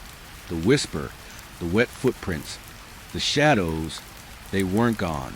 They were inside me now, shaping my thoughts, curling around my fears, a patient reminder that some things don't need to speak aloud to haunt you. And as I drove into the night, the rain falling softly around me, I realized a terrifying truth. I didn't just witness it, I invited it. And whatever it wasn't finished with me. I got home later than usual that night. The city streets slick and empty, the occasional hum of headlights reflecting off puddles. I wanted normalcy. I wanted to convince myself it had all been a dream, or a momentary lapse in judgment brought on by fatigue and the long shift. My apartment smelled faintly of leftover takeout, and the faint tang of disinfectant from my uniform. I dropped my bag by the door, removed my boots, and tried to settle, but I couldn't settle. Not really. The events of the past few hours played on repeat in my head. The traffic stop, the riddles, the mirrors, the whispers in the backseat, the wet footprints. Every detail sharp, vivid, impossible to ignore. I told myself I would file the report, and that would be the end of it. That's what I always did. Facts first, procedure second. Control, no matter how much my nerves screamed otherwise. I booted up the station computer, the glow of the screen too bright for my bloodshot eyes. My fingers hovered over the keyboard. I typed in the report, careful to be precise. Every detail, the time, the location, the vehicle description, the interaction. I paused at the part where the driver spoke in riddles, unsure how to phrase it without sounding insane. But I typed it anyway, clinical, factual. Then I saved the report, logged it, submitted it. A few minutes later, I leaned back and exhaled, trying to relax. The hum of my apartment, the faint drip of a leaky faucet, the occasional distant siren. It all felt normal, safe, reasonable, except it wasn't. Later, I remembered something. I needed to check if the report had actually posted into the system. Routine, logical, nothing unusual. But when I logged back in, there was nothing.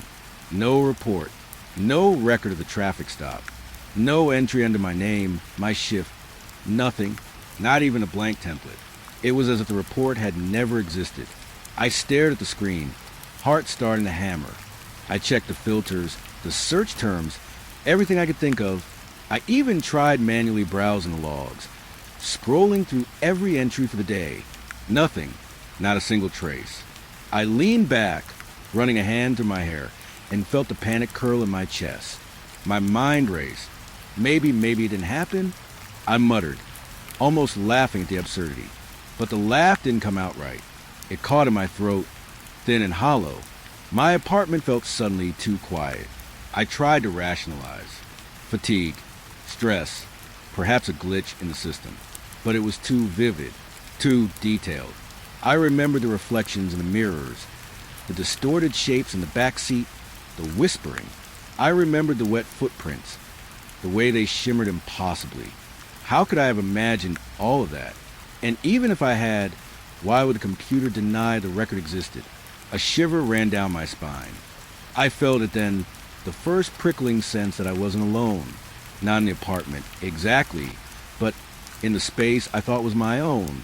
I couldn't see it, couldn't hear it, but I could feel the edges of it, pressing lightly against the periphery of my thoughts, curling around my awareness like smoke seeking a crack in a door. I shook my head. It's nothing, I whispered to myself. But even as I said it, I knew I didn't believe it. Something had followed me home. I could feel it in the way the shadows stretched a little too far across the walls, in the subtle shift of reflections in the windows.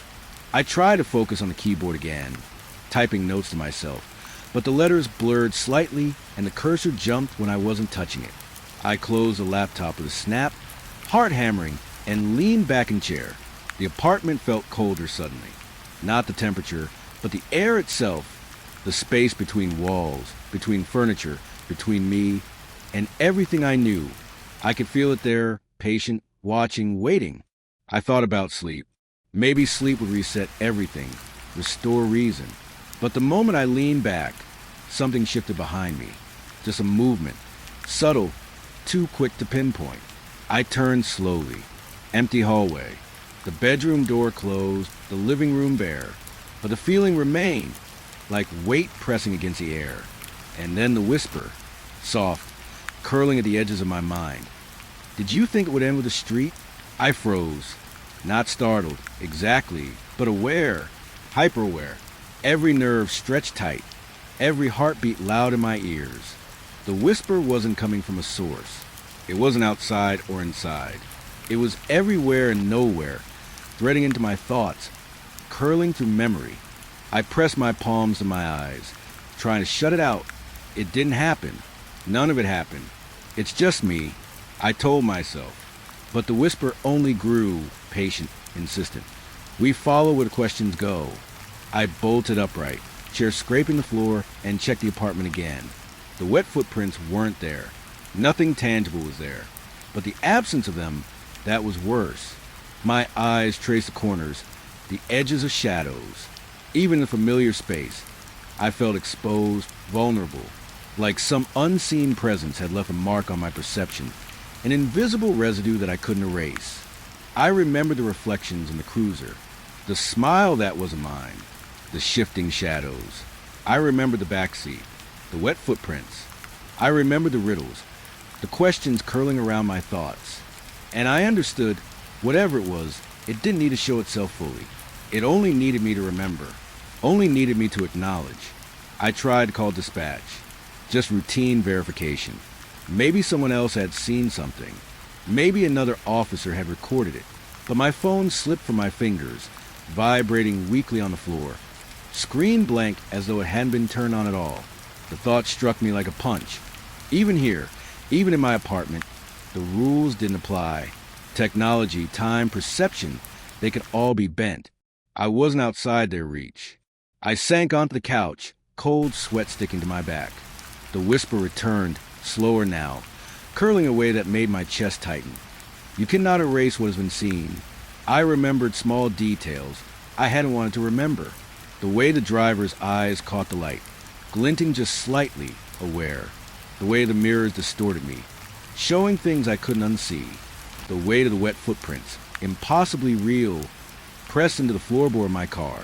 Every small detail stitched together into a tapestry of dread I couldn't escape. And I realized something terrifying. The absence of the report wasn't a glitch. It wasn't an accident. It was a message. The traffic stop, the mirrors, the whispers, the wet footprints. They weren't just events. They were invitations. To see, to remember, to acknowledge the cracks in perception, the spaces I'd ignored. And now, even in my apartment, even in the supposed safety of my home, they were present, quiet, patient, waiting. I tried to leave. Maybe driving again, leaving the apartment, would reset everything. But the keys weren't on the counter. My bag by the door wasn't where I left it. Small things, insignificant on their own, but together, deliberate. And in the silence, I felt it move, just a shift in shadows, a small ripple across the floor. I couldn't see it, but I knew it was there. I thought about trying to sleep, to close my eyes and pretend. But the whispers, the patient presence, the questions, they wouldn't let me. And even if I closed my eyes, I knew the memory would remain. And memory was enough. It was enough to haunt. Enough to make the familiar strange. Enough to curl around my perception until I wasn't sure what was real anymore. Hours passed. I didn't check the clock. I couldn't. I just sat there, eyes wide, trying to anchor myself to something tangible. But every reflective surface, every window, every small shadow whispered at me. Not words I could hear loud, but sensations that pressed into my chest. Presence, awareness, waiting. I remembered something the driver had said. Do you see yours? And if it is taken, does it still belong to you? I didn't understand it then. I think I do now. The report wasn't mine. The experience wasn't mine. It belonged somewhere else. Somewhere patient. Somewhere that thrived in the corners I left empty. And by filing it, by trying to contain it, I had invited it further in. And now it was home. I realized the apartment, the streets, even the office didn't matter. The rules I had relied on, procedure, protocol, technology, reason, they were irrelevant. What existed outside them had no need to obey.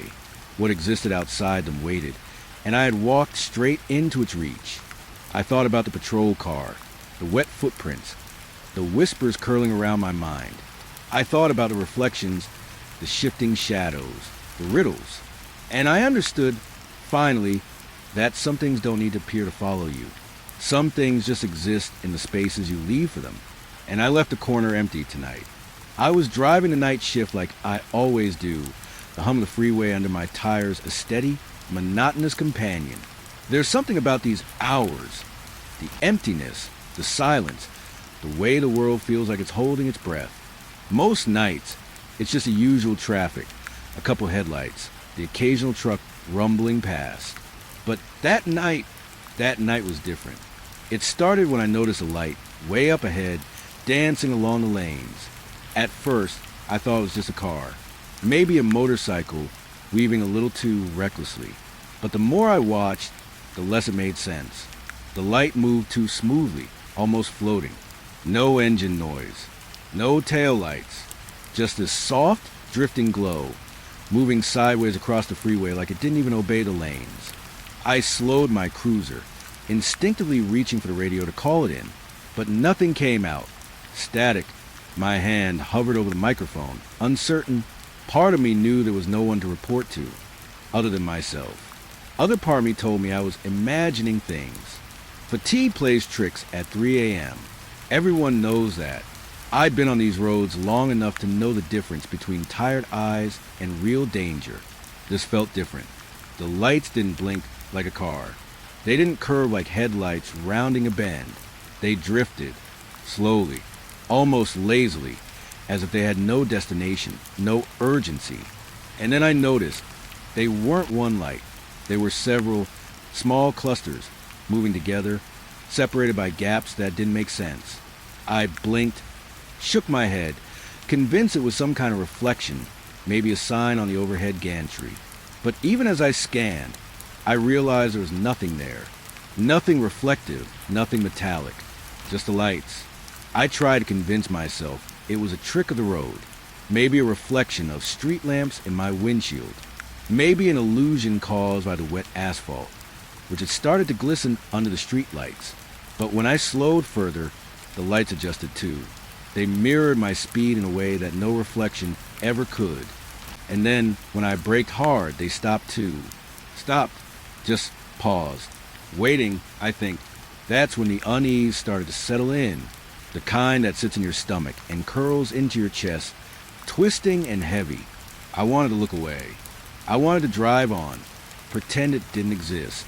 But my curiosity, or maybe some stupid streak of bravery, had me gripping the wheel tighter. I edged closer, trying to make sense of it. The freeway was empty. Not a single car in sight. Just me, the dark asphalt, and these drifting lights. They moved across lanes, hovered in front of me, sometimes disappearing behind a divider only to reappear farther down. I thought about turning off, taking the next exit, getting back to somewhere normal, somewhere lit and human. But instinct, or maybe some perverse need to witness the impossible, kept me on the road. The lights were almost hypnotic. They had a soft amber tone, like old sodium street lamps, but warmer, alive somehow. I noticed subtle shifts, flickers, the way they seemed to pulse when I blinked. I felt my pulse match theirs without realizing it. My mind tried to rationalize everything. Could it be drones? Maybe some new construction lights? But there were no markings, no sounds, nothing that fit any technology I'd ever seen on these roads. Then came the movement that really unsettled me. One of the lights detached from its cluster, drifting closer to my car. Not fast, but deliberate, like it was observing me. My breath caught in my chest. I wanted to speak, to ask a question, but my voice caught somewhere between fear and disbelief. The air around my cruiser felt heavier, thick, as if the night itself was holding its breath alongside me. I reached for my flashlight, thinking I could get a better look. The beam cut through the darkness, illuminating the lanes, the guardrails, the empty road ahead. Nothing. The light in front of me just hovered there, ignoring the beam, untouchable. I felt a chill run down my spine. The hair on my arms was standing up, my heart pounding in a rhythm that seemed louder than the engine itself. I knew it shouldn't be able to move like that. I knew it shouldn't exist, but I couldn't deny it. The drifting lights started to multiply, or maybe I just noticed more of them as my fear sharpened my senses. They flickered in patterns, almost like they were communicating, a silent choreography across the asphalt. I squinted, trying to find some mechanical explanation, but there was none. No reflections, no wires, no shadows, just light and the impossibility of it. I tried calling it in again. My voice came out shakier than I realized, almost like I was whispering to myself. "Unit, can anyone? I'm seeing something strange." Static. No response. My radio wasn't broken. I checked. Batteries fine. Signal fine. Nothing. It was as if whatever I was seeing existed outside the normal world, outside the normal rules. I remember gripping the wheel so hard my knuckles whitened. The lights drifted closer now, teasing the edges of my peripheral vision, slipping in and out of my view. And then I realized something worse than fear, a sense of being watched, not by a person, not by a camera, by something vast and patient and indifferent to human life. The lights weren't just drifting. They were aware. They were aware of me. I wanted to drive off, to shake them, to escape this silent scrutiny. But my car seemed slower than usual, sluggish, like the night itself was stretching my path, elongating it so I couldn't outrun whatever was out there. And then, just as suddenly as it began, the lights stopped. All of them vanished into the darkness, leaving the freeway eerily empty. I sat there for a long moment, engine idling, trying to convince myself it was over. I wanted to tell myself I'd imagined it, that stress, exhaustion, and a long stretch of night roads had conjured it up. But deep down, I knew the truth. Whatever it wasn't imagination, and it wasn't gone. Not really. Even now, when I close my eyes, I can see them, those drifting lights, hovering just at the edge of vision, moving with a silent purpose. And every time I drive that stretch of freeway, I remember the weight of being watched, the pull of something beyond understanding, and the way reality seemed to bend around those impossible lights. I don't talk about it much. People would laugh, or worse, question my sanity. And maybe I do question it, sometimes, but the memory is real. The way those lights moved, the way they paused when I paused, the way they watched. I can't forget, and I don't think I ever will. Because some nights, when the freeway is empty and the world is quiet, I still see them, drifting, waiting, watching. It started just a few nights after the drifting lights. I was back on the same stretch of freeway, trying to convince myself it was over, that I hadn't actually seen anything. But nothing ever really leaves you alone when it has your attention. I was on routine patrol, engine humming under me, headlights cut into the fog that had rolled in thick. The roads were slick, the glow from the street lamps reflecting in tiny puddles across the asphalt. And that's when I saw the car. At first, it looked ordinary. Just another sedan, dark and unremarkable, weaving slightly in its lane. But then it started moving differently. Not like a drunk driver, not like someone weaving to avoid puddles. It anticipated me. Every slight adjustment I made, it matched or corrected or drifted just out of reach. I flipped on my lights, expecting the usual response. A car slows, pulls over. The driver notices the flashing blue, but this one didn't. It stayed just ahead, almost teasing me, drifting slightly to the left when I moved to the right, accelerating when I slowed. My pulse spiked. I'd never seen anything like this, not in all my years on the road. I tried the siren next. Just a short blast, standard procedure. Most drivers straighten out, pull over, panic even. Not this one. It ignored it, as if the noise didn't even exist. And then, When I reached for the radio to call it in, my words caught in my throat. The radio was dead, static at best, and no one responding. My hands were shaking slightly, but I forced myself to keep control. This was my job. I had to act. I pulled alongside the car, intending to guide it to the shoulder. That's when the car did something impossible. It moved before I did. I eased my cruiser left, ready position for a stop, and corrected itself instantly, keeping pace perfectly with my adjustments. It wasn't reacting. It was anticipating. My stomach sank. This wasn't human. I followed it for miles, adrenaline coiling in my chest, every instinct screaming to turn around and call for backup. But there was nowhere to turn. The freeway stretched empty ahead and behind me, the fog swallowing the taillights of any distant vehicle. I glanced at my dashboard clock, 2:47 a.m.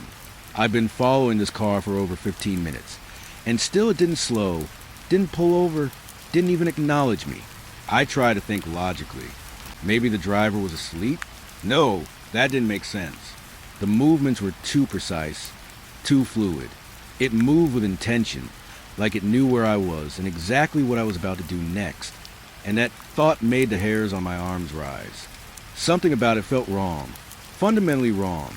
The lights in the car, there were no lights, no glow from inside, no dash lights, nothing. I could see the shape of the driver's hands on the wheel, but they were nothing.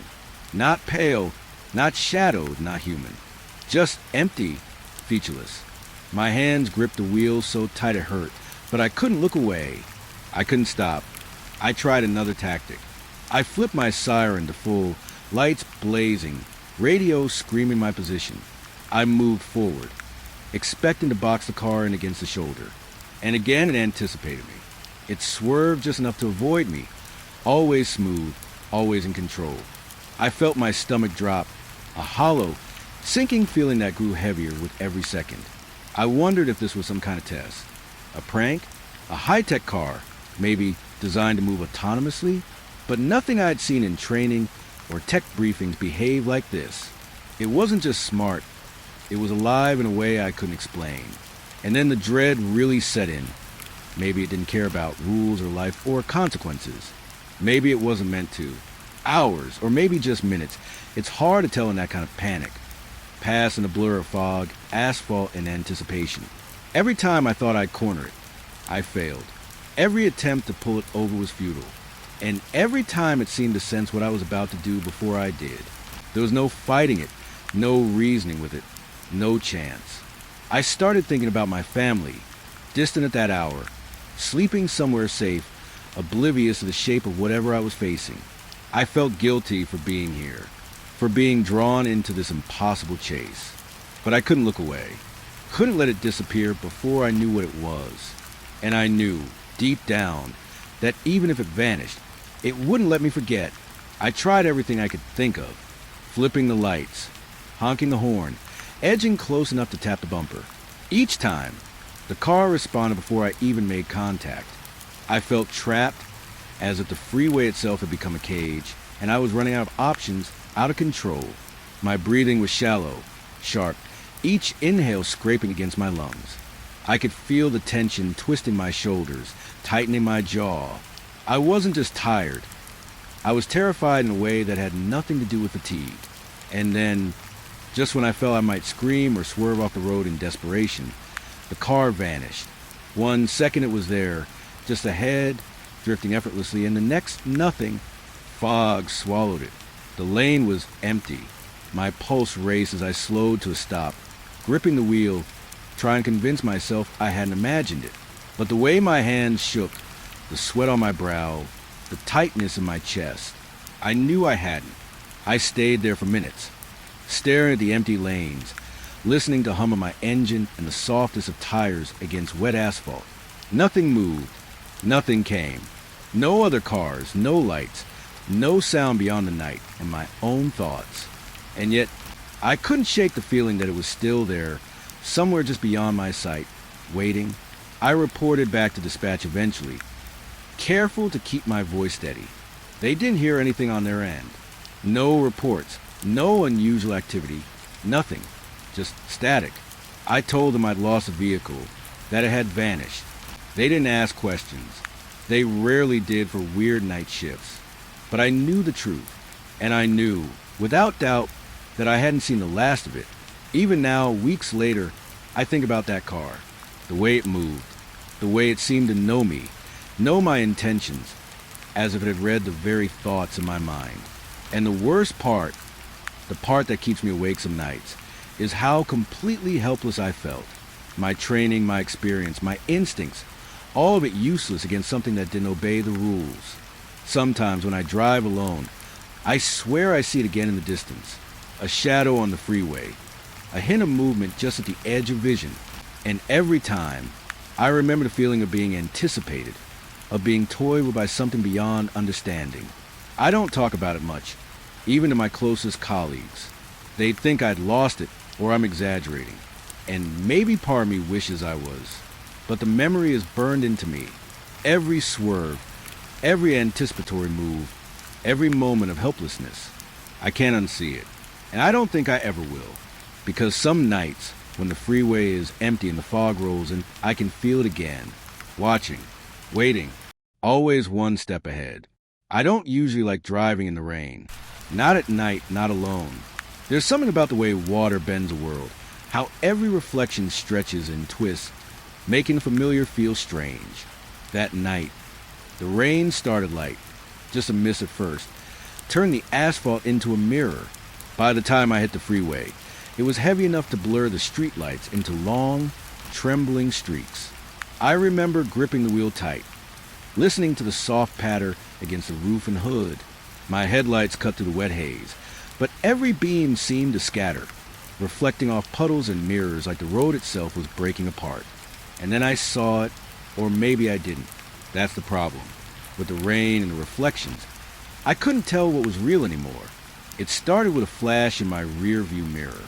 A car, or the shape of one, following me, just a flicker of red light glinting off the wet surface. I glanced back again and it was gone. Or maybe it was always there, just waiting, reflected in the slick black road behind me. I told myself it was my imagination, nerves from the last few nights. But the feeling of being watched had grown into a tight knot in my chest. The freeway was empty, or at least it should have been. My tires hissed over the wet asphalt. A sound I usually found calming, but tonight it was different. The reflections multiplied. Every puddle became a mirror. The guardrails, the lane dividers. Even the signs seemed to stretch and bend, twisting into impossible shapes. I could see headlights where there were none, cars that appeared and disappeared in the rain. My pulse quickened with every blink, every shift of the windshield wipers. And then I saw myself, or at least I thought I did. A figure in my rear view mirror, not quite matching my movements. It moved when I didn't, mimic when I stopped. My reflection was wrong. My hands looked longer, the shadows under my eyes darker, like the rain was pulling something out of me, stretching me into something unfamiliar. I swallowed hard, my throat dry, and told myself to focus. It's just a reflection. It's just water and light. But that's the thing about rain on an empty freeway. It doesn't just distort the world. It confuses your mind. Mirrors everywhere, reflections on the asphalt, glints of headlights in the wet. You start seeing things that aren't there, shapes that move in the corner of your eye, faces that aren't yours. I tried to convince myself it was just exhaustion, just stress, just the aftermath of the last 2 nights. But the unease had a weight to it, pressing down on my chest, slowing my breaths, twisting my thoughts. I remember passing a guardrail, seeing another car reflected in the puddles along the side. At first it was small, distant, but as I looked closer it grew, bigger than it should have been, closer than it could be, and then it split or multiplied or something. I couldn't tell. My eyes darted back and forth, trying to reconcile the reflections with reality. The road was empty, absolutely empty, and yet there they were everywhere, in every puddle, in every mirror, looming just beyond my vision. I tried to focus on the dash, on the lane markers, anything solid, but the reflections invaded everything. My own image stared back at me from the wet hood, distorted and elongated. The rear view mirror showed more than my face. It showed shapes moving behind me, shapes that weren't in the windshield, shapes that shouldn't exist. I felt trapped, caught between what was real and what was made up by the rain and the mirrors. And then the windshield wipers faltered, just for a moment, long enough for the rain to smear everything into one continuous, trembling reflection. I glimpsed the figure again, me, but not me, sitting in the passenger seat, hands folded, staring straight at me with empty eyes. I jerked my head to check, to convince myself I was alone, but nothing was there. Just the wet road, the dim streetlights, and my own racing pulse. I wanted to stop, to pull over, to get somewhere safe, but the freeway stretched on endlessly. Every exit seemed to vanish into the fog, swallowed by the rain. The mirrors in the rain turned every familiar stretch into a hall of illusions. One moment, I thought I saw the shoulder, clear and inviting. The next, it had shifted, warped into an endless stretch of black asphalt. I couldn't trust my eyes. Every reflection betrayed me. I passed another puddle and froze. There was again my own reflection, only it moved independently. Its lips curled when mine didn't. Its head tilted, mocking or observing. I couldn't tell which. My hand shook on the wheel. The raindrops ran down the windshield like tears. And I thought for a moment that maybe it wasn't just the mirrors playing tricks. Maybe something had stepped into the reflections. Something patient and deliberate. I tried turning on the radio, a small, desperate anchor to reality. Static, nothing else. The fog and rain had swallowed the frequencies, or maybe they never existed in the first place. My knuckles whitened on the wheel as I forced myself to keep driving, to stay on the road, to pretend I was fine. Every instinct screamed that I wasn't, that the freeway wasn't real tonight, that the reflections were watching, moving, waiting. The further I drove, the more the reflections multiplied. Guardrails twisted into lawn, endless rails of silver. Streetlights doubled and tripled in the wet asphalt. Every puddle became a mirror. Every mirror became a doorway to something impossible. I couldn't distinguish between reality and reflection anymore. A car I thought I had passed moments ago appeared again, mirrored, as if the rain had folded the road back on itself. I remember gripping the wheel, so tightly I thought my hands might break. My reflection in the rear view mirror moved again, slightly delayed, slightly too fast, not quite matching me. I tried to focus on the lanes, on the lines, but they shimmered and bent, rippling in the rain. My mind refused to trust anything it saw. Even my own body felt alien, a distorted image in a world that had become liquid and unsteady. The fear wasn't sudden. It crept, slow and deliberate, filling my chest, my throat, my mind. It wasn't a scream or a jump.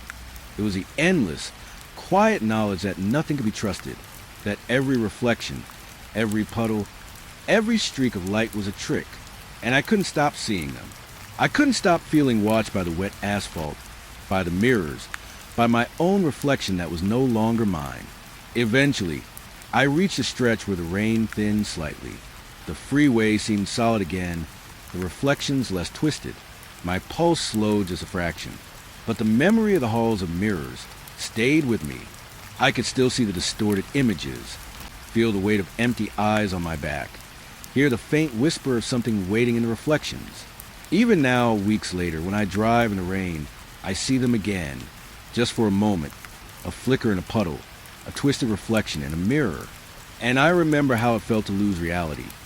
Even for a short while, to feel the wet asphalt and mirrors twist the world into something unrecognizable.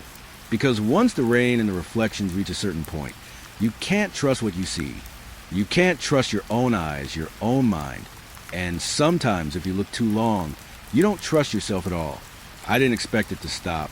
After nights of chasing, of trying to pull over cars that seemed to exist just outside the rules of reality, I'd almost convinced myself nothing would ever obey me, that nothing on that freeway could ever be contained. But that night, it did. I was following the familiar stretch, headlights cutting through fog and darkness, rain smearing the asphalt into mirrors. And there it was, the car I'd been pursuing for days, gliding along as if the lanes themselves bent to its will. I flicked the siren, hoping somehow it would respond. And it did. Slowly, deliberately, it drifted toward the shoulder, coming to a stop like a predator finally conceding to some unknown rule. My pulse throbbed in my temples as I eased my cruiser up behind it. I killed the siren, leaving only the hum of my engine and the faint hiss of wet tires.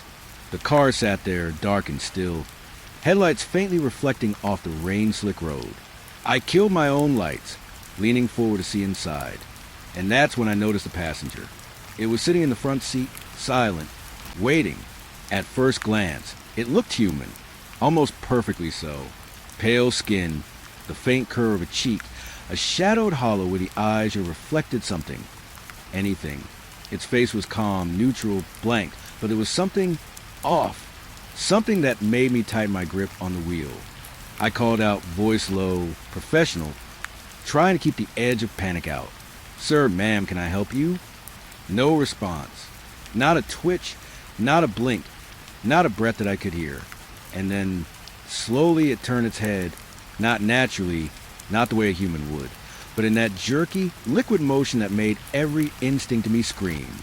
Its eyes, if I could call them that, shifted toward me. They didn't just look. They observed, calculated, like it had been waiting for this moment longer than I could understand. I swallowed hard. "Step out of the vehicle, please," I said, my voice steadier than I felt. My training, every drill and protocol, screamed at me to maintain control. And yet, my control felt like smoke slipping through my fingers. The passenger didn't move at first. It just watched. Then, slowly, it lifted a hand, a gesture so smooth it defied the angles of its own body. The fingers were too long, bending in ways they shouldn't. I felt my stomach twist. I wanted to reach for the door, to step out, to demand answers. But a part of me, some primal part, froze.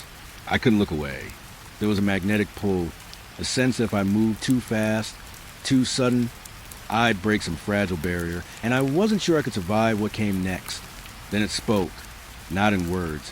Exactly, more like a vibration in the air, a low hum that seemed to seep into my chest, rattling the bones in a way I didn't know was possible. My throat tightened, but I forced a reply.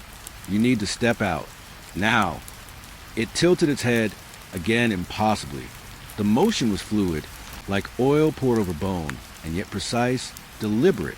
Then it leaned forward slightly, and I caught a flicker of expression. Not human expression. A shadow passing over features that shouldn't have features, and I realized, in that instant, that it had been alive, or aware, in a way I could not comprehend. The car behind me rattled slightly in the wet asphalt. Small tremors, as if the road itself reacted to the presence of this being. My hands were shaking, but I forced them steady on the wheel. I tried to remember my training. I tried to convince myself this was some hallucination, a trick of the lights, the rain, the long hours of patrol. But the sense of awareness, the intelligence in its silence, told me otherwise.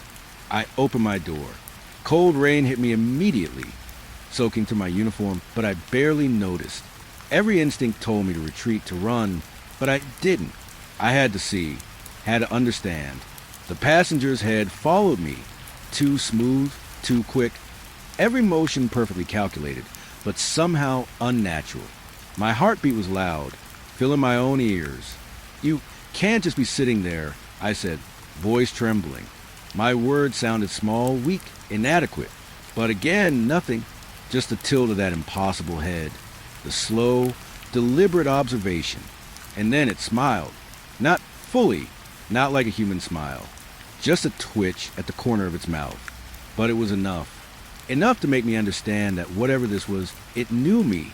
Knew the fear, the hesitation, the exact point where I would falter. I stepped closer, careful. Every fiber in me screamed to back off, to retreat. But something drew me forward. A fascination, a terror, a need to witness. The rain pooled on the asphalt, mirrors reflecting the car, the cruiser, me, and the passenger, perfectly still, perfectly wrong. And then it moved. Not suddenly, not violently, but smoothly, deliberately. Its shoulders shifted in a way no human shoulder could. Its hand reached toward the dashboard, sliding along the surface without touching, as if brushing against some invisible field. My mind screamed, trying to rationalize. But rationality had no place here. I noticed the eyes, or the dark hollows where eyes should be, followed every inch of my movement, tracking, anticipating. I realized that no reaction of mine would surprise it. Nothing I could do would change its observation. It existed outside the rules I had known my whole life, and that knowledge settled over me like ice in my veins. My voice faltered. "Who? What are you?" The words felt absurd. They felt meaningless. But I had to say something. Any sound. Any attempt to anchor myself in reality. And then I understood it wasn't going to answer. Not with words. Not with gestures I could recognize. It wasn't communication as I knew it. It was testing, probing, observing. And I wasn't just the observer anymore. I was part of its study. I tried to step back, to create distance, but the rain, the mirrors, the slick road made every motion feel slow, delayed. My reflection split, multiplied across puddles and wet asphalt. And in every reflection, it watched me. Every image, every shadow, every drop of rain seemed to carry its presence. I couldn't tell which was real, which was reflection, which was it. I forced myself to look inside the car, past the passenger. No driver, just the impossible passenger, alone, staring. The body didn't breathe, didn't shift naturally. And yet it was alive, or aware, or something beyond both. My instinct screamed to retreat, to run, but the slow, deliberate anticipation of its movements rooted me in place. Then it leaned closer. The way it moved wasn't natural, not like muscle and bone, like water over rock. Its face tilted, impossibly fluid, yet focused entirely on me. The faintest shimmer on the pale skin reflected the streetlights, rain, and every distorted image around us. I wanted to look away, to tell myself I was imagining it, but I couldn't. My body refused. My mind was frozen between terror and fascination. The freeway stretched endlessly behind us, empty except for the rain, the mirrors, the reflections. And in that silence, I realized this wasn't a car. Not really. Not something bound by wheels or doors. It was a vessel, a form, a shadow, and the passenger. The passenger was something older than the night, patient, deliberate, and impossibly aware. I don't know how long I stood there. Minutes, hours. It didn't matter. Time lost all meaning. Every second felt like an eternity. Every breath stretched in by fear. And then, slowly, the car started again. Not aggressively, not hurriedly, but gliding back on the freeway, smooth as liquid, as if it had been waiting for my complete surrender. I stumbled back into my cruiser, hands trembling, eyes glued to that impossible vehicle. The passenger's head tilted one last time, a slow, deliberate motion that felt like a warning or a farewell, or both. And then it was gone, swallowed by the fog, the rain, the endless night. Even now, I can't forget it. The way it moved, the way it existed just outside human understanding, the way it watched without speaking, without needing to. My reflection in mirrors, in puddles, in windows, I can still see it. Sometimes, I swear it's there when I glance at my own image, a shadow just behind me, just beyond comprehension. I don't talk about it, not with anyone. Even saying the words now, writing them, I feel the pull of that presence, the memory of being observed by something impossibly alive. And I know, in some deep, irrational part of me, that it's still out there, gliding across the wet asphalt, waiting for the next time the road is empty, waiting for someone to see it, to recognize the impossible truth hiding in the form of a passenger. Because sometimes, the world isn't what it seems. Sometimes, a simple ride down an empty freeway becomes a mirror for something older, something patient, something that watches and waits and knows exactly how to move when you least expect it. And when I close my eyes, I still see it. Waiting, watching. I don't remember exactly when it started. One moment. I was driving the familiar stretch of freeway, headlights cutting to the thick night, and the next, the world felt wrong. The asphalt beneath my tires looked normal at first, wet and glistening under the streetlights. But then I noticed the lines, the lane markers, fading. Not fading like paint worn thin, but fading like the world itself was erasing them behind me. At first, I thought it was fatigue, exhaustion from nights that had blurred together into one endless patrol. My eyes strained, muscles tense. But the more I drove, the more certain I became. The road wasn't just fading, it was disappearing. The asphalt behind me shimmered, then dulled, and then, in a way I still can't explain, it seemed to vanish entirely. 1 second I was driving along a solid stretch, and the next it was gone, replaced by nothing but darkness. I slammed my hand on the wheel, my heart thudding. No, this isn't real. I whispered, more to myself than anyone else. But even as the words left my mouth, I knew they were lies. My mind, trained for years to assess danger, to process the impossible, struggled. Every instinct screamed at me. Something is here. Something is rewriting reality itself, and I'm trapped. I glanced in the rear-view mirror, half expecting to see the freeway still stretching behind me. But there was nothing, just a void where the road should have been. No guardrails, no asphalt, nothing. It was as if the world had been folded back on itself, leaving me suspended over an endless black abyss. I gripped the wheel so tightly my knuckles ached, breath shallow, pulse loud in my ears. The headlights ahead illuminated the road in front of me, but even that felt unreliable. Every curve, every line, seemed to ripple and shift like water. I tried to follow them, tried to anchor myself in the familiar, but they weren't solid.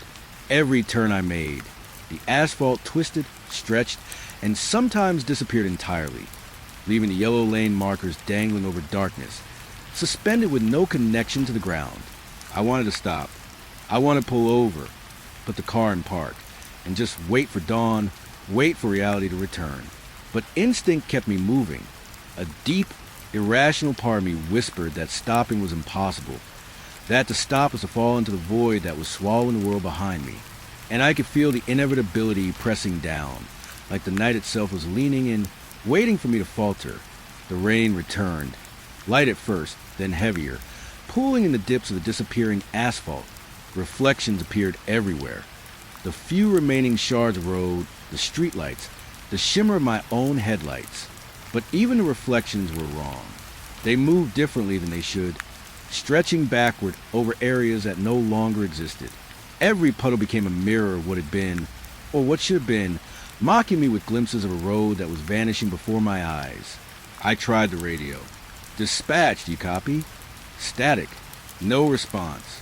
Not even the faint hum of a distant signal. Just silence, broken only by the softest of tires on wet asphalt, and the uneasy whisper of air against the car. It was as if the world had gone silent, leaving me alone with the impossible disappearance of the road. Panic began to creep in, slow and deliberate. I wanted to scream, to force my voice against the void, but even that felt futile. I couldn't reach the edges of this disappearance. I couldn't touch them. They moved with me, always receding, slipping away just as I thought I was catching up. Every mile I traveled, the road behind me vanished further, leaving only the present stretch, and it, too, threatened to dissolve. I remember gripping the wheel, feeling the vibration through the tires, the hum of the engine beneath me, and thinking that maybe that was all that tethered me to reality.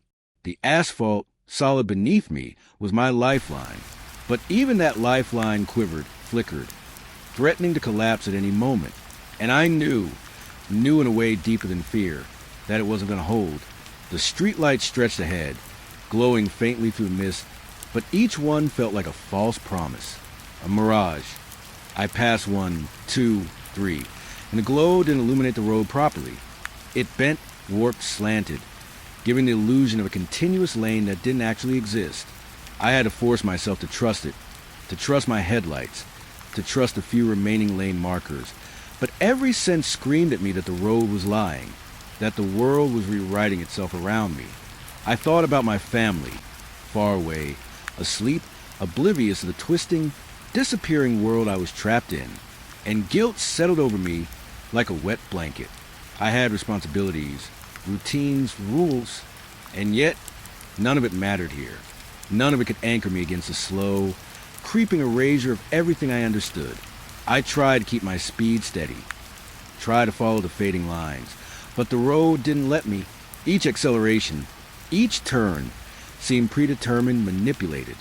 I would swerve slightly, thinking I could adjust, and the asphalt would stretch, curve, or vanish just beyond my tires. It was impossible to gauge distance, impossible to anticipate what was real and what was being erased behind me. Then came the reflections, my own, multiplied across puddles, shards of asphalt and wet paint. I saw myself steering, gripping the wheel, sweating, heart hammering. But every reflection was subtly wrong. My hands too long, my face too pale, eyes wider than they should be. And as I looked, I felt an uncanny sense that I wasn't alone in those reflections. Something lingered there, shadowed just behind my mirror itself, moving slightly out of sync with me, waiting, observing. I tried to focus on the present, on the stretch of road that still existed, but every puddle, every wet surface, every shimmer reflection teased my mind with glimpses of what had been or might be, and in the distance, the headlights ahead, a curve in the road, seemed to stretch into infinity, bending reality so I couldn't tell if I was moving forward or merely floating in place. Hours, minutes, time had lost all meaning. My body ached from tension, every muscle coiled tight, every nerve screaming. The world behind me had vanished completely, nothing but black void, empty night, and a lingering sense that every movement I made, every inch I traveled, was anticipated, watched, measured. I tried the radio again. Static. Nothing. My own voice sounded strange in the empty cabin, echoing faintly, as if bouncing off the void itself. I realized I was alone. Completely. The freeway, my lights, the rain, the disappearing road, all of it had become a world unto itself. A trap designed to test the limits, perception, endurance, sanity. The inevitability weighed on me, slow and suffocating. Every mile forward brought a sense of doom, as if the vanishing road behind me wasn't just a trick of the eyes. It was a warning, a promise, a law of some universe I didn't understand. I was moving, yes, but the world was erasing itself faster than I could comprehend. Every second, the past vanished, leaving only the fragile present that threatened to dissolve at any moment. I remember gripping the wheel, forcing my eyes on the headlights ahead, trying to ignore the reflections in every puddle, every wet surface. But I couldn't. They followed me. Shadows twisted across the asphalt, mirroring my movements, and yet subtly different, wrong, alive in a way that made my stomach turn. I could feel them, not with touch, but with some deep, pre-verbal awareness that something was close, just out of reach, waiting for me to falter. I wanted to stop, to quit, to abandon the car, the road, everything. But the instinct to survive, the habit of following what seemed real, forced me onward. Every stretch of asphalt that still existed was a lifeline, however tenuous, however fleeting. And every inch I drove forward, the world behind me dissolved further, leaving me with nothing but the road ahead, distorted, unstable, yet somehow the only thing keeping me tethered to reality. By the time the rain slowed, leaving streaks on the asphalt that shimmered like mirrors, I was exhausted, limbs trembling, heart racing, mind frayed. The disappearing road had claimed hours, or maybe minutes, but the feeling of inevitability lingered. The void behind me, the stretching reflections, the impossible knowledge that I was moving through something beyond comprehension. It stayed with me.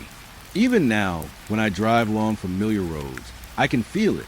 The faint, impossible tug at the edges of vision. The sense that the world can erase itself at any moment, leaving only the present to cling to. The road disappearing behind me isn't just memory. It's a warning, a reminder that reality is fragile, that the night has its own rules, and that sometimes, no matter how well you drive, no matter how careful, the world will bend, twist, and vanish around you. And in that vanishing, in that slow erasure, you realize the truth.